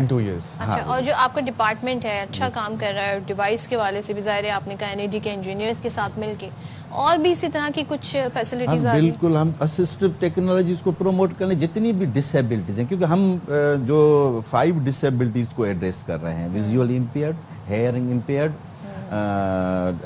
Intellectual disabilities, physically disabled, multiple disabilities. کچھ ایسے بھی ہوتے ہیں فرد جن میں ملٹیپل ڈسیبلٹیز ہوتی ہیں. تو اسی لیے ہم کوشش یہ کریں کہ اسسٹو ٹیکنالوجیز جیسے ویل چیئرس ہیں اس کو بھی بایو میڈیکل انجینئرنگ کے ساتھ ہم مل کے بنا رہے ہیں، وہ بھی اب آخری مراحل میں تیار ہو تاکہ وہ جو فزیکلی ڈسیبلڈ ہیں وہ پراپرلی ایک تو موو کر سکے، یا کسی کا ویٹ بڑھ جاتا ہے تو وہ اس ویل چیئر میں یہ بھی ٹیکنالوجی یوز کریں تاکہ وہ لفٹ سسٹم ہو، تاکہ اس کو اب بیڈ تک جو ہے شفٹ کیا جا سکے، تاکہ اس طرح سے جو ہے پھر ریمپ جو ہے پورے تمام ڈپارٹمنٹ نے اس کیا ہے، تمام جو ہے جتنی بھی، کیونکہ کراچی ریمپ پہ تو میں کہنا چاہوں گی اکثر بیشتر جو مختلف آفیسز ہیں، میں نام نہیں لے، بینکس کی بات کر لیتے ہیں، عجیب و غریب قسم کے وہاں پہ ریمپ بنائے ہوتے ہیں.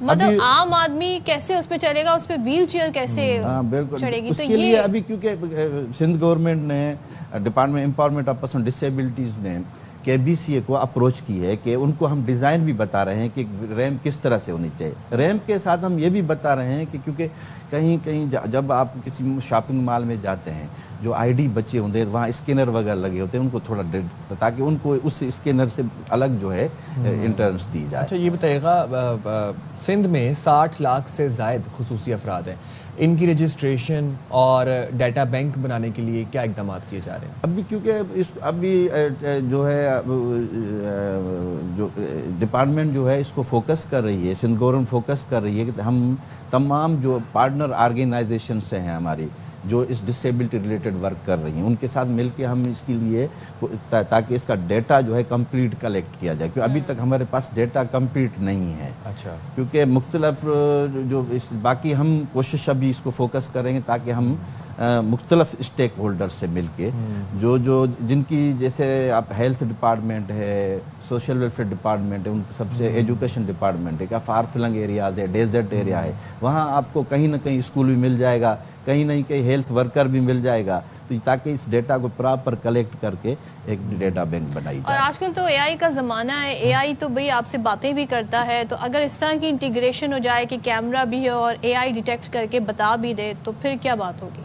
नहीं, एआई को भी हम फोकस कर रहे हैं, इसीलिए हमने जो है अभी अलग एक जो है डायरेक्टोरेट जो है अंडर डीईपीडी बन रही है, डिपार्टमेंट एम्पावरमेंट बन रही है, ताकि हम एआई को और डेटा जो है बैंक को जो है प्रॉपर्ली जो टेक्नोलॉजिकली और जो उसको यूज़ करके उसकी जो है कलेक्शन कर सकते हैं। अच्छा, और ये बताइएगा ये कितनी स्टिक्स अभी तक तैयार हो चुकी हैं, कितने लोगों को दी जा चुकी हैं और ये फ्री में दी जा रही हैं? बिल्कुल, सिंध गवर्नमेंट जो है हमारी जो है 17 से अबव जो है ऑर्गेनाइजेशन है, एनजीओ जो डिसेबिलिटी उनसे भी मिलके और हम तमाम सिर्फ ये अभी तो 300 जो हैं 300 अब इनिशियल स्टेज में हम दे रहे हैं। और इसके लिए अप्लाई कहाँ पे कर सकते हैं? ये हम क्योंकि आप खुद चूज करते हैं, हम नहीं, ये क्या है कि आप जितने भी डिफरेंटली एबल्ड दोस्त हैं, सिंध गवर्नमेंट में अब इतना काम ज़रूर किया है कि लोगों के पास शऊर आ गया, लोगों को पता है। अच्छा। क्योंकि हर डिस्ट्रिक्ट के अंदर भी हम जो है एनजीओज़ को सपोर्ट कर रहे हैं अक्रॉस सिंध, ठीक है, तो वो सबके पास है कि उनको पता है कि हमें कहाँ से सपोर्ट हो सकती है।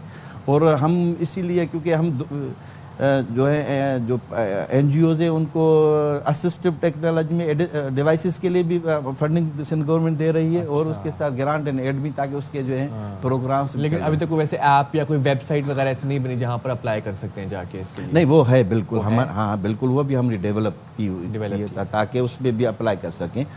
हमने तो यानी मैं इसमें थोड़ा इजाफा कर दूँ, हमने क्योंकि महोत्सव जो डायरेक्टर ऑफ महोत्सव वालों से मिलके वहाँ हमने इनके लिए फ्री जो है जो कानूनी मामला प्रॉब्लम होते हैं वो वहाँ भी हमने डेस्क कायम करा, 18 डेस्क जो है महोत्सव में भी कायम हो गई हैं। ठीक है, ताकि लोगों को जो है जो डिफरेंटली एबल्ड है उनको, ताकि उनके डोर स्टेप्स पे जो है वो फैसिलिटीज़ भी दे सकें और इस तरह से। क्या बात है, थैंक यू सो मच, बहुत शुक्रिया आपका। और ज़ाहिर है बड़ा अच्छा इक़दाम है और इस हवाले से हम देख रहे हैं कि बहुत काम भी किया जा रहा है, इसको मज़ीद भी आई थिंक इम्प्रूव किया जा सकता है। बिल्कुल। और देखें कि जब स्पेशली एबल्ड अफराद की बात होती है और उनके लिए काम करने की बात होती है तो उसमें ये चीज़ बड़ी इंपॉर्टेंट है कि तमाम तर प्रोसेस को ट्रांसपेरेंट बनाया जाए। एक उसकी ट्रांसपेरेंट एक वेबसाइट हो, मौजूद हो, ऑफिशियल वेबसाइट हो, कोई ऐप हो जहाँ पर वो लोग अप्लाई कर सकें और फिर उन तक वो सहूलियात फराहम हो सके, क्योंकि ये जो फिर आगे से आगे जो third party fourth party involve हो जाती है ना, यहाँ पर बड़े मसाइल पैदा हो जाते हैं। अक्सर हम देखते हैं कहीं पर लाइनों में लगे होते हैं, कहीं पर वो सहूलियात नहीं मिल रही होती उनको। एक बहुत अच्छा आपने पॉइंट रेज किया, which I would like to talk about, कि जब हम हॉस्पिटल्स जाते हैं या हम बैंक्स वगैरह जाते हैं तो वहाँ पर वो जो रैंप बना होता है वो बहुत इंक्लाइंड होता है और उस पर लिटरली सिर्फ बच्चे जो है ना वो झूले ले रहे होते हैं। उस डिज़ाइन पे ही जो है ना जुर्माना हो जाना चाहिए, मतलब डिज़ाइन इज नॉट फाइन, वो डिज़ाइन है ही नहीं, मतलब वो किसी भी तरीके से काम करने के लायक ऐसा लगता है कि आपने फॉर्मेलिटी पूरी की हुई है कि चलें बस यहाँ पर ऐसे करके बना देते हैं और ये फॉर्मेलिटी पूरी की हुई है, वो उस पर आप व्हील चेयर लेके नहीं चढ़ सकते, कोशिश भी ना कीजिएगा। अच्छा चलिए जी, अब हम आगे बढ़ते हैं। अब बीच में अब हम थोड़ी देर पहले जब शिजा फातिमा से बात कर रहे थे, उन्होंने बड़ी एक अच्छी एनोलॉजी दी थी, इंटरनेट ट्रैफिक चौक क्यों जाता है। उन्होंने कहा कि अगर आप 3 लेन की रोड पर 8 लेन्स की गाड़ियाँ या कारें चलाएंगे तो फिर तो वो ट्रैफिक चौक हो जाएगा। तो मुझे इससे कराची एकदम याद आ गया, क्योंकि कराची में जी 3 लेन है, गाड़ियाँ इस पे जी 8 लेन्स की चल रही होती हैं। लेकिन ई चालान के बाद आपने फर्क नहीं देखा? फर्क उन्हीं इलाकों में जहाँ पर अभी सिर्फ ये कैमरास लगे हैं, تو ابھی پورے کراچی میں فرق نہیں ہے. میں نے دیکھا لوگ جہاں کیمرہ نہیں ہوتا وہاں اسپیڈ پکڑ لیتے ہیں پھر. اچھا جی, اب ہم جب بات کر رہے ہیں, میں یہ بات کا حوالہ اس لیے دے رہی ہوں کہ اکثر و بیشتر ہم دیکھتے ہیں جی سندھ ورسز پنجاب کی جو گورنمنٹ ہے ان کے اندر جی پرفارمنس کو لے کے کافی بات ہو رہی ہوتی ہے. اپنے انفراسٹرکچر کی بات کرتے ہیں پنجاب, تو سندھ والے کہتے ہیں جناب جی ہمارا جو ہیلتھ سسٹم ہے وہ بہت زبردست ہے, اور اس کی مثال وہ گمبٹ سے دیتے ہیں, NICVD سے دیتے ہیں, کہتے ہیں جی KP پنجاب اور دیگر شہروں سے لوگ یہاں پر آ کر علاج کراتے ہیں. تو آئی تھنک اب پنجاب ہی اس کو فالو کر رہا ہے کہ انہوں نے بھی ایک بڑا انسٹیٹیوٹ بنانے کا اعلان کیا ہے. بالکل جی, اور پنجاب میں امراض قلب کے مریضوں کے لیے بڑا تحفہ. سرگودا میں Nawaz Sharif institute of cardiology تکمیل کے آخری مراحل میں داخل ہو چکا ہے. 200 بیڈز پہ مشتمل یہ اسپتال ہے. اب یہاں پر کیا کیا سہولیات فراہم ہوں گی؟ یہاں پر ہوگا بائی پاس, یہاں پہ اینجیوگرافی ہوگی, یہاں پہ اینجیوپلاسٹی سمیت امراض کے قلب کے تمام ٹیسٹ اور سرجریز کی جائیں گی. اسپتال میں اسٹیٹ آف دا آرٹ ہم یہ دیکھ رہے ہیں کہ کیو مینیجنگ سسٹم بھی بنایا جائے گا. اور اب یہ بات اس کے حوالے سے مجھے بتائیں گے حسن حفیظ, ذرا ان سے جان لیتے ہیں, پھر ذرا اس کے اوپر ہم انالیسس بھی کرتے ہیں. جی, محکمہ صحت پنجاب کی جانب سے ایک بڑا تحفہ جو امراض قلب کے مریضوں کو دیا جانے لگا ہے. سرگودا میں Nawaz Sharif institute of cardiology جو کہ 200 بیڈ کا ہسپتال ہے. پنجاب کی عوام کو اس کارڈیالوجی ہسپتال سے کتنا فائدہ ہونے والا ہے, خواجہ سلمان رفیق جو کہ وزیر صحت پنجاب ہیں ان سے جانتے ہیں. 200 بیڈ کا ہسپتال ہے اور اس میں کیبج بھی ہے, اس میں اسٹنٹنگ بھی ہے, یعنی انجیوگرافی بھی کی جائے گی, اس میں الیکٹروفیزیولوجی بھی ہے, EP کا بھی شعبہ رکھا گیا ہے, اور اس کے بعد یہاں پہ پیڈیاٹرک ایمرجنسی بھی ہے, اور پھر سیکنڈ سٹیج پہ پیڈیاٹرک کارڈیالوجی اور بائی پاس کا کام بھی کیا جائے گا کانجنٹل ہارٹ ڈیزیز پہ. دوائیاں بھی فری ملیں گی؟ دوائیاں 100% فری ملیں گی. جو فیصل مسعود ٹیچنگ ہسپتال ہے اور جو پرنسپل ہے وہاں کے ڈاکٹر وارث فروخہ صاحب, اور جو MS ہے ڈاکٹر شہباز, ان کی کاوشوں سے کیا تبدیلیاں مزید, کیونکہ ہسپتال میں ادویات کی کافی قلت رہی ہے ماضی میں. اب انہوں نے کہا ہے کہ یہاں پہ ادویات بھی بہتر کر لی گئی ہیں, جو وہاں پہ مشینری تھی وہ بھی بہتر کر لی گئی ہیں, تو کیوں مزید کیا بہتری کی امید ہے آپ کو؟ اس کی وجہ یہ ہے کہ چونکہ 100% میرٹ پہ کام ہو رہا ہے, پرنسپل MS میرٹ پہ لگ رہے ہیں, اور جو خرابیاں بدقسمتی سے ہمارے معاشرے میں ہیں, وہ جو برائیاں ہیں وہ ان میں بہت زیادہ کمی واقع ہوئی ہے. یہ کہ 10 کروڑ تک کی میڈیسن پہنچ گئی ہے سرگودا. 10 کروڑ کا تو پہلی ٹرانچ پہنچی ہے نا, ابھی ہمیں 10 ارب روپیہ اور مل گیا ہے. جو ہمارا DDP میں پیسے تھے اس میں 10 بلین اس کے علاوہ مزید انہوں نے دے دیا ہے, جو سیٹ صاحب نے سمری لکھی تھی. اور ہم نے دنیا کی بہترین جو کمپنیز ہیں ان کی بہترین جو مشینیں ہیں وہ آ رہی ہیں. اس وجہ 2-3 ماہ زیادہ لگیں گے, لیکن کیتھ لیب جو آئے گی وہ پاکستان کی بیسٹ لیب آئے گی. وہ لیب آئے گی جو لندن امریکہ میں بھی کام کر رہی ہے مجھے, اور MRI بھی 3 ٹیسلا آ رہی ہے, ہائی ایفیشنسی کی, ہائی آرٹیفیشل انٹیلیجنس کی, اور CT بھی جو ہے وہ بیسٹ آف دی بیسٹ آ رہی ہے. امراض قلب کے مریض بڑھتے چلے جا رہے ہیں, ہسپتال کم ہوتے چلے جا رہے تھے.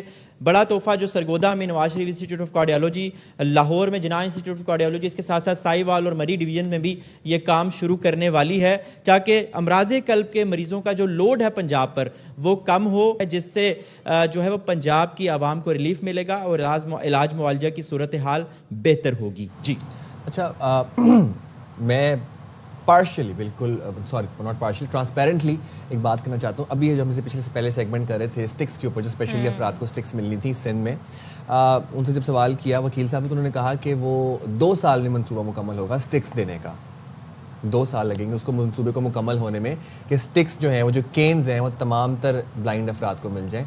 اور پھر جو ہے وہ یہ بات کی جاتی ہے کہ دا پوائنٹ از کہ ہم کراچی میں سہولیات چاہتے ہیں, ہم کراچی میں ایسی اسٹیٹ آف دا آرٹ اسپتال دیکھنا چاہتے ہیں, انفراسٹرکچر چاہتے ہیں, ہم سڑکیں چاہتے ہیں. اس کا مطلب یہ نہیں ہے کہ ہم کراچی کی برائی کر رہے ہیں. شہر ہمارا ہے, ہم یہاں پہ کما رہے ہیں, یہاں پہ کھا رہے ہیں, یہاں پہ ٹیکس بھی دے رہے ہیں. جب ہم ٹیکس دے رہے ہیں آپ کہہ رہے ہیں, کل وہ وزیر اعلیٰ سندھ کہہ رہے تھے کہ کراچی کا جو ٹرینڈ ہے اور منتخب کرنے کا میئر کا, وہ نیو یارک پہنچ گیا ہے. تو آپ بس کیا کمپیریزن کر رہے ہیں, کوئی بات نہیں, آگے بڑھتے ہیں جناب. اور میچ کی بات کر لیتے ہیں. پاکستان جنوبی افریقہ کے درمیان جی آج دوسرا ون ڈے کھیلا جائے گا. پہلا ون ڈے ہم نے جیت لیا تھا 2 وکٹوں سے, اور 264 رنز کا ہمیں ہدف ملا تھا جو ہم نے 2 گیندوں پہلے. ہم ہمیشہ جی میچ کو بالکل آخر تک لے جاتے ہیں, ہم کہتے ہیں انٹرٹینمنٹ پوری ہونی چاہیے, آخری بال تک ہونی چاہیے. سپر اوور میں بھی معاملہ چلا جائے, جو کہ ہوا بھی تھا امریکہ کے ساتھ. اف اللہ, میں یاد نہیں دلانا چاہ رہی آپ لوگوں کو, مجھے یاد آ جاتا ہے بار بار. تو جناب یہ میچ ہم نے جیت لیا تھا, آج دوسرا میچ ہونے جا رہا ہے. تو دیکھتے ہیں جی آج کیا ہوتا ہے, اور کتنا پاکستان جی جو ٹیم ہے وہ کیسے اس موقع سے بھرپور فائدہ اٹھائے گی. اور بابر کی جو تماشائی ہیں مجھے لگتا ہے آج وہ بالکل بھرپور چارج ہو کر آئیں گے, کیونکہ پچھلے میچ میں جو ڈسکشن رہی وہ یہ رہی تھی کہ دیکھیں بابر از دی سپر اسٹار, تو بابر کو اپنے فینس کے لیے بھی اچھا پرفارم کرنا چاہیے. اور پھر یہ بھی ایک ٹرینڈ بن گیا ہے کہ بابر سے پہلے جو پلیئرز کھیل رہے ہوتے ہیں ان کے آؤٹ ہونے کے پر خوشی منائی جا رہی ہوتی ہے. سو بھائی اب کیا کہہ سکتے ہیں. شاہد صاحب بتا رہے تھے, آپ کو یاد ہے کہ وہ, چلے شاہد بھائی ہمارے ساتھ ہی موجود ہیں, ان سے پہ جان لیتے ہیں. نمائندہ خصوصی برائے کھیل شاہد ہاشمی صاحب نے ہمیں جوائن کیا. بہت شکریہ شاہد بھائی, آپ نے باخبر سویرا کے لیے وقت نکالا. ذرا یہ بتائیے گا, پاکستان کی ٹیم اسپیشلسٹ ہے کہ سامنے والی ٹیم کمزور ہو گئی ہے, جو میچ جو ہے وہ برابر ہو جاتا ہے یا بالکل ہم وہ جیت رہے ہیں میچ. ہم نے دیکھا پہلے میچ میں غلطیاں ہوئیں اور میچ بالکل وہ جسے کہا نا کہ بالکل اینڈ پہ چلا گیا میچ, اور وہاں جا کے پتہ نہیں کوئی معجزہ ہوا, ہم میچ جیت گئے. ذرا روشنی ڈالیے گا کہ آج کے میچ میں آپ کو لگ رہا ہے کہ غلطیوں سے سیکھ کے کوئی حکمت عملی بنائی جائے گی؟ دیکھیں بہتر ہوگا ضرور, اور نئے کپتان شاہین شاہ آفریدی نے بھی کہا تھا کہ اس طرح کی چیزیں ہوتی ہیں کرکٹ میں, کبھی پینک ہو جاتا ہے, لیکن ہمیں اس سے سیکھنا ہے اور آئندہ ہم ایسی غلطی نہیں دہرائیں گے. تو سکون سے آرام سے وہ رنز بنانے چاہیے تھے رضوان اور سلمان آغا کو, لیکن جب وہ دونوں آؤٹ ہوئے اس کے بعد پاکستان کو مشکلات ہوئیں. نواز نے چھکا مارا, پھر آخری اوور میں وہ بھی آؤٹ ہو گئے تیسری گیند پہ, اور چوتھی گیند پہ جا کے نسیم شاہ نے اسکور کیا. ہوتا ہے ویسے یہ کرکٹ میں, لیکن پاکستان ٹیم کے ساتھ بہت زیادہ ہوتا ہے. آئندہ یہ کوشش کرنی چاہیے کہ سامنے کی ٹیم کافی ویک ہے, ان کے 8 سے 10 پلیئر جو ریگولر ان کے لیے ون ڈے انٹرنیشنل کھیلتے ہیں وہ اس ٹیم میں نہیں ہے, وہ ہم سے رینکنگ میں نیچے ہیں. تو ہمیں ان کو آرام سے سکون سے 3-0 ہرانا چاہیے. اور ہم جب 3-0 ہرائیں گے تو ہم نے جو 2 سیریز پچھلی کھیلی ہیں جنوبی افریقہ سے پاکستان میں, اور 2 سیریز نیوٹرل وینیو پہ دبئی میں کھیلی, ہم کبھی بھی 4 میں سے کوئی بھی سیریز نہیں جیتے ہیں ان سے. تو یہ پہلی سیریز بھی ہوگی, بڑی کامیابی بھی ہوگی, 2027 کے ODI ورلڈ کپ کی طرف اچھی پیش رفت بھی ہوگی. نیا کپتان ہے, ٹیم میں بھی کافی نئے پلیئر ہیں, تو اسی طرح آرام سے سکون سے جیتنا چاہیے, واضح برتری کے ساتھ جیتنا چاہیے. اور اگر آپ 3-0 جیتیں گے تو آپ کی رینکنگ میں بھی 1 درجہ امپروومنٹ آئے گی, آپ 5 سے 4 نمبر پہ چلے جائیں گے. ذرا بتائیے گا, اب کچھ تبدیلیوں کی باتیں سننے میں آ رہی ہوں گی کیا؟ حسن نواز جو ہیں وہ نہیں ذرا صحیح سے پرفارم کر پا رہے ہیں, مسلسل ناکام چل رہے ہیں, ان کی چینجز کا امکان ہے, اور کیا تبدیلی ہو سکتی ہے اف اینی؟ دیکھیں ویسے مائک ہیسن بہت زیادہ تبدیلیاں نہیں کرتے ٹیم میں, اور چونکہ ٹیم جیتی ہوئی ہے تو بہت زیادہ تبدیلیاں نہیں ہوں گی. لیکن جو 2 سننے میں آ رہی ہیں وہ یہی ہے کہ نسیم شاہ کو ریسٹ کروا کر وسیم جونیئر کو موقع دیا جائے گا, اور حسن نواز کی جگہ فہیم اشرف آ سکتے ہیں. اچھا ہوگا پاکستان اپنی بینچ اسٹرینتھ بھی چیک کر لے, 1 میچ کی برتری ہے, اور پھر تیسرے میچ میں تو زیادہ سے زیادہ ینگسٹر کو, جتنے بھی آپ کے پاس بیٹھے ہیں, فیصل اکرم لیفٹ آرم اسپنر ہیں, اچھے ریسٹ اسپنر ہیں, کلدیپ یادو کی طرح گیند کرتے ہیں, اور وہ پہلے ون ڈے انٹرنیشنل کھیل بھی چکے ہیں, تو ان کو موقع ملنا چاہیے. تبدیلیاں ساتھ ساتھ کرتے رہیں تاکہ ٹیم فیوچر کی طرف, جو مستقبل کی طرف پیش رفت ہے وہ بھی اچھی رہے, اور ہم نئے پلیئر بھی ٹرائی کرتے ہیں. شاہد بھائی, لیکن پھر وہی بات ہے, قومی ٹیم میں سب سے زیادہ نظریں بابر پر ہوتی ہیں, لیکن ہمیں ایسا لگ رہا ہے کہ جیسے بابر کو خود ہی نظر لگی ہوئی ہے, اور کوچ خود بابر پر اتنا اعتماد اپنا بحال نہیں کر پا رہے. اور پھر وہ جو یہ والا فیکٹر بھی ہے کہ بابر کے کھیلنے پر جو ہے وہ اپلاز ہوتی ہے, ان کو مطلب پورے جو شائقین ہیں وہ بڑے خوش ہوتے ہیں, جو ہمارا دوسرا کھلاڑی آؤٹ ہو جائے تو اس پہ بھی بڑے خوش ہوتے ہیں, وہ ہوٹنگ کرتے ہیں. یہ بھی ایک بڑا فیکٹر ہے جو میں اچھا نہیں فیل ہو رہا. آپ کیسے دیکھتے ہیں اس کو؟ بہت پاپولیرٹی ملی ہوئی ہے بابر اعظم کو, اور یہ ایک طرح سے ان کے لیے بڑی رحمت ہے, بڑی بلیسنگ ہے, لیکن وہ ابھی تک اپنے فینس کو خوش نہیں کر پا رہے. نہ تو انہوں نے ٹیسٹ میچ میں سینچری بنائی, 150 انہوں نے ضرور بنائی تھی تیسرے T20 انٹرنیشنل میں اپنے ہوم گراؤنڈ پر لاہور پر, جس سے لوگ بڑا خوش ہوئے تھے. ون ڈے کی سینچری کا انتظار کر رہے ہیں. 30 اگست 2023 کو آخری سینچری انہوں نے ملتان میں بنائی تھی. کیا ہی اچھا ہو کہ یہاں یہ 2 ون ڈے انٹرنیشنل اور ہیں, پھر 3 one day international Sri Lanka سے راولپنڈی میں ہوں گے, تو ان 5 میچوں میں کسی میچ میں سینچری بنا کر اپنے شائقین کو خوش کر دیں. کچھ ان کو ٹیکنیکل پرابلمس کا سامنا ہے, لیفٹ آرم اسپنر کے اوپر آؤٹ ہو رہے ہیں. اس سیریز میں بھی, مطلب پہلے میچ میں بھی وہ لیفٹ آرم اسپنر بیونڈ فورٹون کی گیند پہ آؤٹ ہوئے. اگر آپ ٹیسٹ میچوں کی بات کریں تو 4 اننگز میں 3 دفعہ وہ اسپنر پہ آؤٹ ہوئے, 1 دفعہ فاسٹ بالر پہ. تو ان کو جو یہ کمزوری ہے ان کو چاہیے دور کریں بیٹنگ کوچ کے ساتھ مل کر, اور کسی بڑے پلیئر سے جیسے انضمام الحق ہیں, محمد یوسف ہیں, باسط علی ہیں, ان سے مشورہ لیں کہ کیا مجھے پرابلم ہو رہی ہے, کیوں میں اسپنر پہ زیادہ آؤٹ ہوں. لیکن ویسے ٹو بی آنیسٹ جو بابر کا اس وقت فیم ہے, جو پاپولیرٹی ہے, مطلب میں نے نہیں دیکھا آپ کسی بھی ملک کی بات کر لیں کہ کوئی بھی اپنے پلیئرز کے آؤٹ ہونے پر خوش ہو اس لیے کہ بابر نے آ کر کھیلنا ہے. تو کیا بات ہے بھائی, یہ ان کا اسٹارڈم ہے. شاہد صاحب ذرا بتائیے گا, ذرا پچ کے ہمیں حوالے سے بتائیے گا, بڑا میٹر کرتی ہے. تو پچ وہی ہوگی یا پہلے میچ کی طرح ہوگی یا کچھ ڈفرینٹ ہوگی, نئی پچ ہوگی, کیا خبریں اس بارے میں؟ دیکھیے یوزولی وہی پچ استعمال کی جاتی ہے جو پہلے میچ میں ہوتی ہے. 2 میچوں کے لیے پچ استعمال ہو سکتی ہے, تو مجھے لگ رہا ہے وہی پچ ہوگی. بیٹنگ کے لیے ہوتی ہے, لیکن جب رضوان آئے تھے تو انہوں نے کہا تھا کہ گیند ذرا مشکل سے بیٹ پر آ رہا تھا, تھوڑی سی ٹرکی پچ تھی رضوان کے مطابق, اور لگا بھی اس لیے کہ ساؤتھ افریقہ کے بیٹسمینوں کے بھی اتنے آسانی سے وہ بیٹنگ نہیں کر پائے. شروع میں ان کے اوپنرز نے دونوں نے 50 کیے, لیکن بعد کے بیٹسمین اس کے اوپر اسٹرگل کرتے ہوئے نظر آئے. تو تھوڑی سی مشکل پچ ہے, لیکن وہی پچ مجھے لگ رہا ہے کہ اندازاً وہی ہوگی. اور جہاں تک بابر اعظم کی آپ نے کہا کہ انارمس ایک پاپولیرٹی ہے ان کی, بہت کم لوگوں کو, بہت کم کرکٹرز کو اتنی پاپولیرٹی ملتی ہے. صرف پاکستان ہی نہیں, باہر بھی, بھارت میں بھی ان کے بڑے فینز ہیں. بھارت سے بھی جب ایشیا کپ میں انہیں ڈراپ کیا گیا تھا تو سارے یوٹیوبرز اور بہت سے لوگ کہہ رہے تھے کہ ایک ہی پاکستان کے پاس اتنا بڑا پلیئر ہے, اس کو ڈراپ کر دیا. تو ان سب چیزوں کو بابر کو دیکھنا پڑے گا. اتنی پاپولیرٹی بہت کم لوگوں کو ملتی ہے. سلیمان کے ابو کو ملی تھی, جاوید میانداد اس طرح کے پاپولر تھے, شاہد آفریدی اس طرح ہیوجلی پاپولر تھے, اور اس کے بعد اب بابر اعظم کو ملی ہے وہ پاپولر. کیا بات ہے, بہت شکریہ شاہد بھائی, تھینک یو سو مچ شاہد ہاشمی ہمارے ساتھ دیتے ہیں. جی آج کے میچ میں کیا ہوتا ہے, ہم دعا گو ہیں پاکستان ٹیم آج کا میچ بھی جیتے اور سیریز ہم جی وائٹ واش کر دیں. جائیں چھوٹی سی بریک پہ, حاضر ہوں گے بریک کے بعد.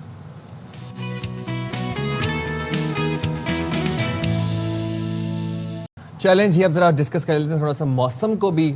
کراچی کا موسم تو ہم نے پروگرام کے آغاز میں ڈسکس کر لیا تھا, ذرا چلتے ہیں نارتھ والی سائڈ پہ. کیا بات ہے, ونٹر از کمنگ, جیسے کہ آپ کو پتہ ہے کراچی میں ونٹر از کمنگ, بٹ باقی جگہوں پہ ونٹر آ گئی ہے. گیل بلتستان اور خیبر پختونخوا کے سیاحتی علاقوں میں برف باری سے سردی کی شدت میں اضافہ ہو چکا ہے. چلاس سمیت دیامر کے بالائی علاقوں میں وقفے سے برف باری جاری ہے.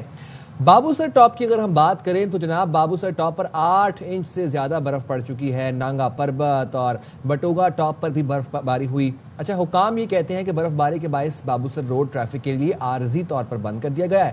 مسافر اور سیاحوں کو متبادل شاہراہ کراکرم پر سفر کرنے کی ہدایت دی گئی ہے.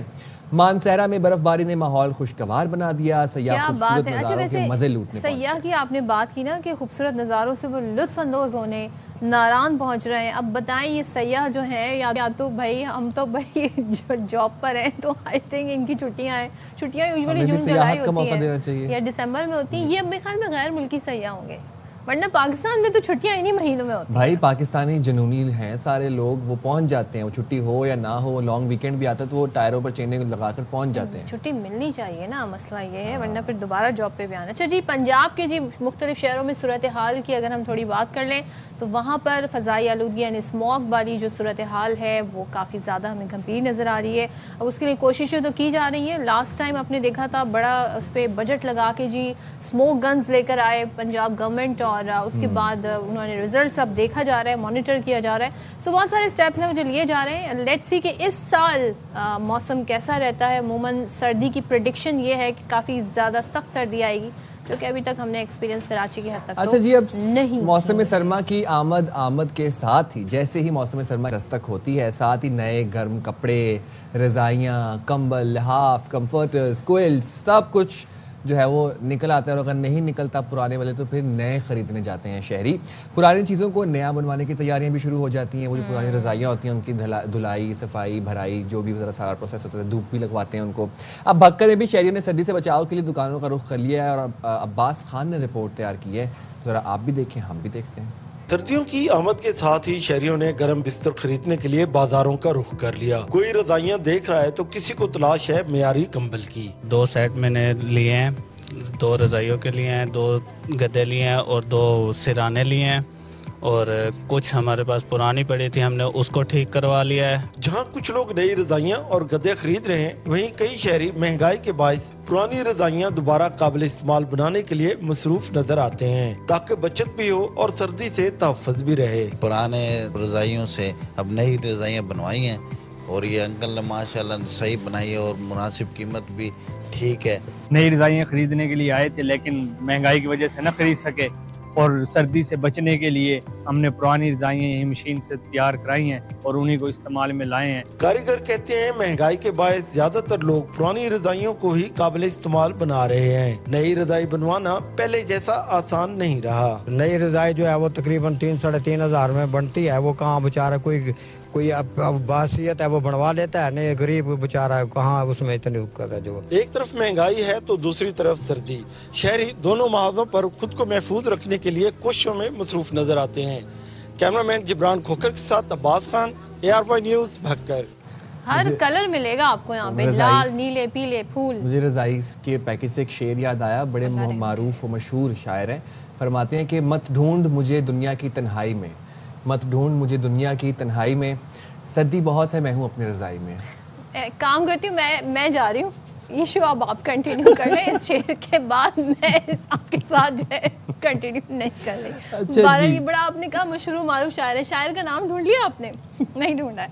चले जी आगे बढ़ते हैं। सोचे ड्राई फ्रूट से फिर रज़ाइयाँ और रज़ाइयाँ से अब पता नहीं शेर, और शेर से अब हम एक बार फिर आपको लिए चलते हैं अपने असल टॉपिक की तरफ।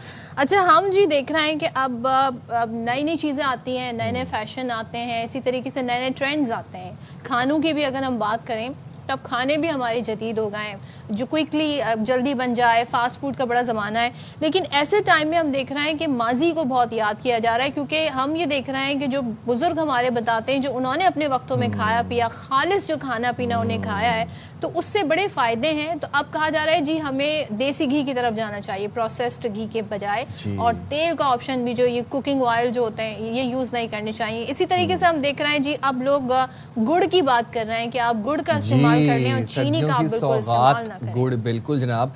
तो ज़रा पेशावर से फिर देख लेते हैं, नवाब शेर ने एक रिपोर्ट तैयार की है मेवाजात पे, ड्राई फ्रूट्स पे। आप जरा देखिए, हम भी देखें। पेशावर की गानियों में तैयार किया गया देसी गुड़, बादाम, चलगोज़ा, पिस्ता, अखरोट और दीगर खुश्क मेवाजात, ये वो लजीज सौगात है जिनकी तलब ठंड बढ़ते ही उरूज पर पहुंच जाती है। गुड़ बहुत इस्तेमाल करते हैं पेशावरी, हम खुद अपना गुड़ बनाते हैं, अखरोट, बादाम, काजू, इलायची, ये चीज़ें लोग जो ज़्यादा ठंड जो होते हैं तो गुड़ बहुत इस्तेमाल करते हैं लोग। पिस्ता, चलगोज़ा, काजू, सोगी, इंजीर, अब ये तकरीबन हर चीज़ की मांग बढ़ जाती है इसमें। गरम कावे के साथ पेश किए गए खुश्क मेवाजात और मसालेदार गुड़, ये सिर्फ खुराक नहीं बल्कि पुख्तून रिवायात, मेहमान नवाजी और मोहब्बत की पहचान भी है। सर्दियों की आमद है, ये पेशावर की सौगात है, स्पेशल पेशावर की हॉस्पिटैलिटी भी है। जब भी मेहमान आते हैं तो हम ये इनके सामने रखते हैं। पेशावर में खुशबूदार कावा, मसालेदार गुड़ और ग़ज़ाइयत से भरपूर खुश्क मेवाजात सर्दियों को और भी ख़ास बना देते हैं। गुड़ की मिठास, खुश्क मेवाजात की खुशबू, यही है पेशावर की सर्दियों की पहचान।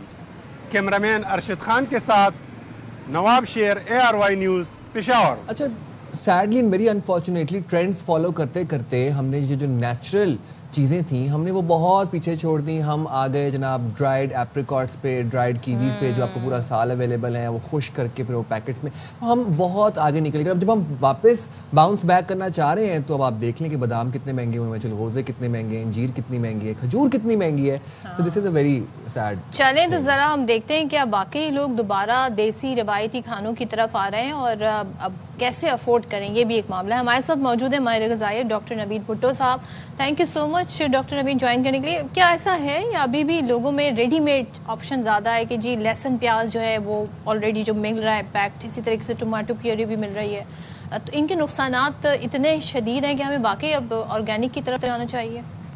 जी थैंक यू वेरी मच, और बहुत इंपॉर्टेंट टॉपिक है और जिस पे हम काम भी कर रहे हैं कि किस तरह हम एज पुरानी जो नेचर की उसको रिवाइव करें, और उस पर हम आ भी रहे हैं ना।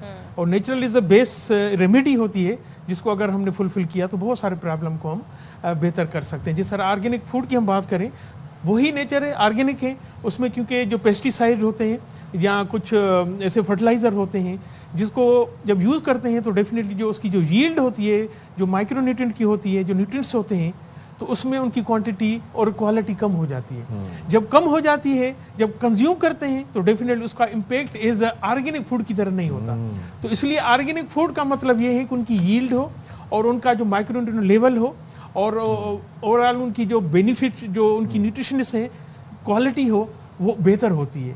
اب جب بہتر ہوگی تو وہ باڈی میں جا رہی ہوگی تو اس کا امپیکٹ اس پہ پورا آتا ہے, صرف انسان کی صحت پہ نہیں, آپ کا انوائرمنٹ پہ ہوتا ہے, پالیوشن پہ ہوتا ہے. اور بایو ڈائیورسٹی کی ہم جب بات کرتے ہیں, بایو ڈائیورسٹی کا مطلب یہ ہے جو پولینیٹرز ہوتے ہیں, جس طرح ہنی بھی ہوا, بٹر فلائی ہوا, ایک جگہ سے دوسرے وہ پولینیٹر کو آپ نیچرل پروسیس میں سرکولیٹ کرتے رہتے ہیں. تو اس سے کیا ہوتا ہے, جب آپ کا ییلڈ والا جو ریٹرن یعنی ویجیٹیبلز یا فروٹ پیدا ہوتے ہیں وہ آرگینک ہوتے ہیں, اور آرگینک کی جو کنزمپشن از دا نیچر جس کو ہم بات کرتے ہیں, تو اس میں زیادہ نیوٹریشنس بھی ہوتے ہیں اور صحت کے لیے بینیفٹ بھی ہوتے ہیں. تو اس لیے ہمیں ان کو ریوائیو کرنا پڑے گا. ہم دیسی گھی کی بات کرتے ہیں فار انسٹنس, اب دیسی گھی اور ڈبے کے دودھ کی جگہ گائے یا بھینس کے کھلے دودھ کو فوقیت دی جاتی ہے, اور ہم یہ دیکھ رہے ہیں کہ دیسی گھی, سرسوں کا تیل, گڑ ہو گیا, یہ وہ پرانے اجزائیں تو جن پہ ہمیں واپس آنے کی ضرورت ہے.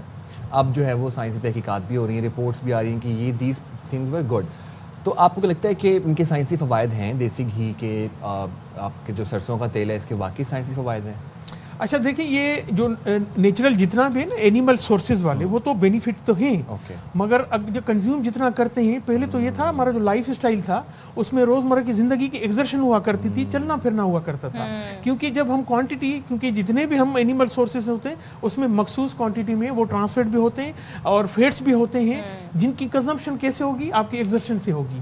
تو جہاں تک سرسوں کا تیل ہے اس میں کچھ ایسے ایسڈس ہوتے ہیں آپ کو ریفائن کرنا بہت ضروری ہوتے ہیں. تو اس لیے آپ اگر نیچرل لے لیتے ہیں, ویجیٹیبل سورس ہے, فائدے مند تو ہے, مگر آپ کو ریفائننگ پروسیس سے جانا پڑے گا. تو جو مارکیٹ میں ملتا ہے کیونکہ اس میں پکا ہوا کھانا بہت ہیوی فیل ہوتا ہے. جی اچھا, ہیوی اس لیے ہوتا ہے کہ وہ پیوریفائی ہوتا ہے وداؤٹ ریفائننگ ہوتے ہیں, اس میں جتنے بھی فیٹس ہوتے ہیں وہ سارے اویلیبل ہوتے ہیں. جی ہاں, تو اسی لیے کچھ ٹرانس گلائسرائڈ ہوتے ہیں, ٹرانس فیٹس ہوتے ہیں, تو ان کا ایک ریفائن پروسیس سے جاننا ہوگا. نہیں تو عموماً ابھی بھی جو ہم آئل کنزیوم کر رہے ہیں نا, تو اس میں کیونکہ مور دین 15% سے زیادہ ٹرانس فیٹ ٹرائی گلائسرائڈ ہیں, مگر WHO ریکمنڈ کرتا ہے اس کو لیس دین 1% لانا ہے. اب کہاں 15 ہم لے رہے ہیں, کہاں لیس دین 1 ٹرانس فیٹ جب ہوگا, جب ٹرانس فیٹ زیادہ ہم لے رہے ہوں گے تو آپ کی کارڈک پرابلم, ہارٹ اور ڈائبٹیز ہم نمبر 2 پہ آ گئے ہیں. تو کیونکہ ہمارا لائف اسٹائل ہو گیا چینج, یہاں سے جائیں گے, گاڑی میں بیٹھیں گے, ریموٹ کنٹرول سے ٹی وی چلائیں گے, تو اس لیے ایگزرشن نہیں ہے. آپ کیلوریز جتنی لے رہے ہیں اس کو برن کریں گے تو ہیلتھ بینیفٹ ہے. یعنی کہ آپ یہ کہہ رہے ہیں کہ جتنی خالص چیزیں کھائیں گے تو اس کے لیے پھر آپ کو فزیکل ایکسرسائز, ایگزرشن کرنے کی ضرورت ہے, ادروائز آپ کے اندر بہت سارا فیٹ جمع ہو سکتا ہے. جی ہاں, اور روٹین میں یہ نارمل پروسیس بھی ہے کہ آپ کی اگر کلو کیلوری جتنے 24 گھنٹے میں, کہ ایڈلٹس کے لیے فرض کریں 2000 سے 2200 کلو کیلوری چاہیے ہو 24 گھنٹے میں, وہ ہم کنزیوم تو کر رہے ہیں, وہ کھا کے بیٹھ رہے ہیں, تو ان کی ڈپوزیشن تو ہوتی رہے گی. تو ڈپوزیشن ہوگی تو پھر وہ کارڈک پرابلم میں ہو سکتا ہے, ڈائبٹیز پہ بھی جا سکتے ہیں, اور اسپیشل سرٹن کینسر ہوتے ہیں جو ان ایسے بیڈ کولیسٹرول کی وجہ سے جو پروڈیوس ہوتے ہیں تو وہ زیادہ ہارمفل. تو اب جو آج کل جو پروڈکٹ ہیں, جو آج کل جو آئل یوز ہو رہا ہے, جو مائکرو ویو کا استعمال ہے یا باقی چیزیں جو یہ ایک طریقے سے ہماری لائف سٹائل کو ہی کو دیکھتے ہوئے ڈیزائن کی گئی ہیں, کہہ سکتے ہیں ہم. دیکھیں ڈیزائن تو کی گئی ہیں کہ اب ڈیجیٹل زمانہ ہے, ہم تو ایڈوانسمنٹ میں جائیں گے, پر ہمیں اس کو نیچر کو, ابھی جب بات کر رہے ہیں نا, نیچر بیلنس اس لیے کریں گے کہ بھائی اب اگر میں ایک حدیث کو کوٹ کروں, حضور پاک کی حدیث بھی ہے, تو کھانا آپ کو نہ زیادہ گرم نہ زیادہ ٹھنڈا, بیلنس کھانا چاہیے, یہ نیچر پروسیس ہے. پانی زیادہ ٹھنڈا نہ گرم, کیونکہ آلریڈی آپ کے پاس جب سسٹم میں جاتا ہے, اب بہت سارے کنٹریز میں, بہت سارے کنٹریز ایسے ہیں ان کے لوگ وہاں پر آپ دیکھیں نارمل پانی پیتے ہیں. تو جو ایک چائنا میں وہ گرم پانی پیتے ہیں باقاعدہ, جیپنیز دیکھیں بہت سارے کنٹری, ان کو پتا ہے کہ وہ ایک بیلنس ہے. اور ہمارا پورا یہ کہتے ہیں نا جو ریلیجن یا اسلام بھی کہیں, بلکہ باقی اس میں ریلیجس میں بھی یہی ہے کہ جو آپ کی ڈائٹ ہو, ایسی ڈائٹ ہو جو آپ کے سسٹم کے ساتھ بیلنس کر سکے. اچھا ڈاکٹر صاحب, یہ جو پھر پروسیسڈ فوڈ کا اب رجحان آتا جا رہا ہے, فلاں نگٹس لے آؤ, نیبلٹس لے آؤ, بس ڈالے بھرپور آئل کے اندر, فرائی کر کے نکالے, خود بھی کھائے, بچوں کو بھی کھلائے, اور کھلاتے رہے پہ سارا دن فرائز کھا لو. یہ میں آپ سے پوچھنا چاہ رہا ہوں کہ یہ فیشن ہے, یہ ٹرینڈ ہے, یا پھر یہ اپنی ایز کے لیے ہم لوگوں نے آپٹ کر لیے کہ جہاں پر سبزیاں کاٹیں اسے بہتر ہے کہ برگر بناؤ اور بچوں کو کھلا دو. اچھا, ایک تو پروسیس فوڈ کو ہم پروموٹ نہیں کرتے, اس میں ملٹیپل پریزرویٹو ہوتے ہیں. جب پریزرویٹو ڈال دیتے ہیں نا تو اس کی ایک تو ییلڈ, نیوٹریشن ویلیو کم ہو جاتی ہے, کیونکہ ڈیجیٹل مارکیٹنگ کا زمانہ ہے, ہم نے تو ایزی ایکسیس کیا ہے, کام نہیں کرنا, موومنٹ نہیں کرنی, تو اس لیے کوئک بن جاتا ہے, جلدی ہو, ٹائم نہیں ہے. تو اس لیے اگر یہ پروسیس فوڈ ہم لیتے ہیں, اور پرٹیکولرلی آپ کسی بھی جس طرح میٹ یا کچھ ایسے پروڈکٹ ہیں, آپ زیادہ دیر تک اس کو رکھ بھی نہیں سکتے, بھلے آپ پریزرویٹو کر رہے ہیں, کیونکہ جو بیکٹیریل گروتھ ہوتی ہے نا سرٹن ٹیمپریچر میں, ویسے بھی گروتھ ہو جاتی ہے. جب گروتھ होगी और यहाँ इस तरह की फंगस होगी, क्योंकि बहुत सारे फ्रीजर टेम्परेचर मेंटेन नहीं कर पा रहे होते। हम तो खा तो लेते हैं, टेस्ट तो मिलता है, बस कि उसके हार्मफुल इफेक्ट जो होते हैं वो सेहत पे ज़्यादा होते हैं। और जहाँ तक ऑयल की हम फ्राइज़ की बात कर रहे हैं, फ्राइज़ तो अनहेल्दी डाइट में शुमार होता है, जिसको हम जंक भी फूड कहते हैं। और दूसरा जो ऑयल कंजम्पशन है ना, ऑयल के क्योंकि हम मल्टीपल प्रोसेस कर रहे हैं, इसको हम क्या करते हैं कि हमारे पास 60s में एक बिल होता था जो 45 विटामिन ए और डी के साथ। अभी क्योंकि जब फूड फोर्टिफिकेशन की हम बात भी कर रहे हैं, तो हमें मैंडेटरी है, गवर्नमेंट ऑफ सिंध हो या नेशनल लेवल पे, जो हमारा फूड फोर्टिफिकेशन जो स्टेपल फूड को हम फोर्टिफाई करने जा रहे हैं, व्हीट फ्लोर को, एडिबल ऑयल को, साल्ट आयोडाइजेशन को, वो प्रोसेस है जो हमारे माइक्रोन्यूट्रिएंट लेवल को फुलफिल करता है। Thank you so much doctor Naveed, बड़ी अच्छी इन्होंने सारी सूरत पर बात की है। चलें जी, उम्मीद करते हैं आज के प्रोग्राम से आपने बहुत कुछ सीखा होगा, आपको पसंद आया, अपना फीडबैक लाजमी दिया करें। लेकिन एक्सरसाइज कीजिएगा अगर आपने इतना देसी हेल्दी खाना खाएं, हेल्दी अपनाएं। हमें दें इजाजत, अल्लाह हाफिज, बहुत ख्याल रखिएगा। पाकिस्तान जिंदाबाद।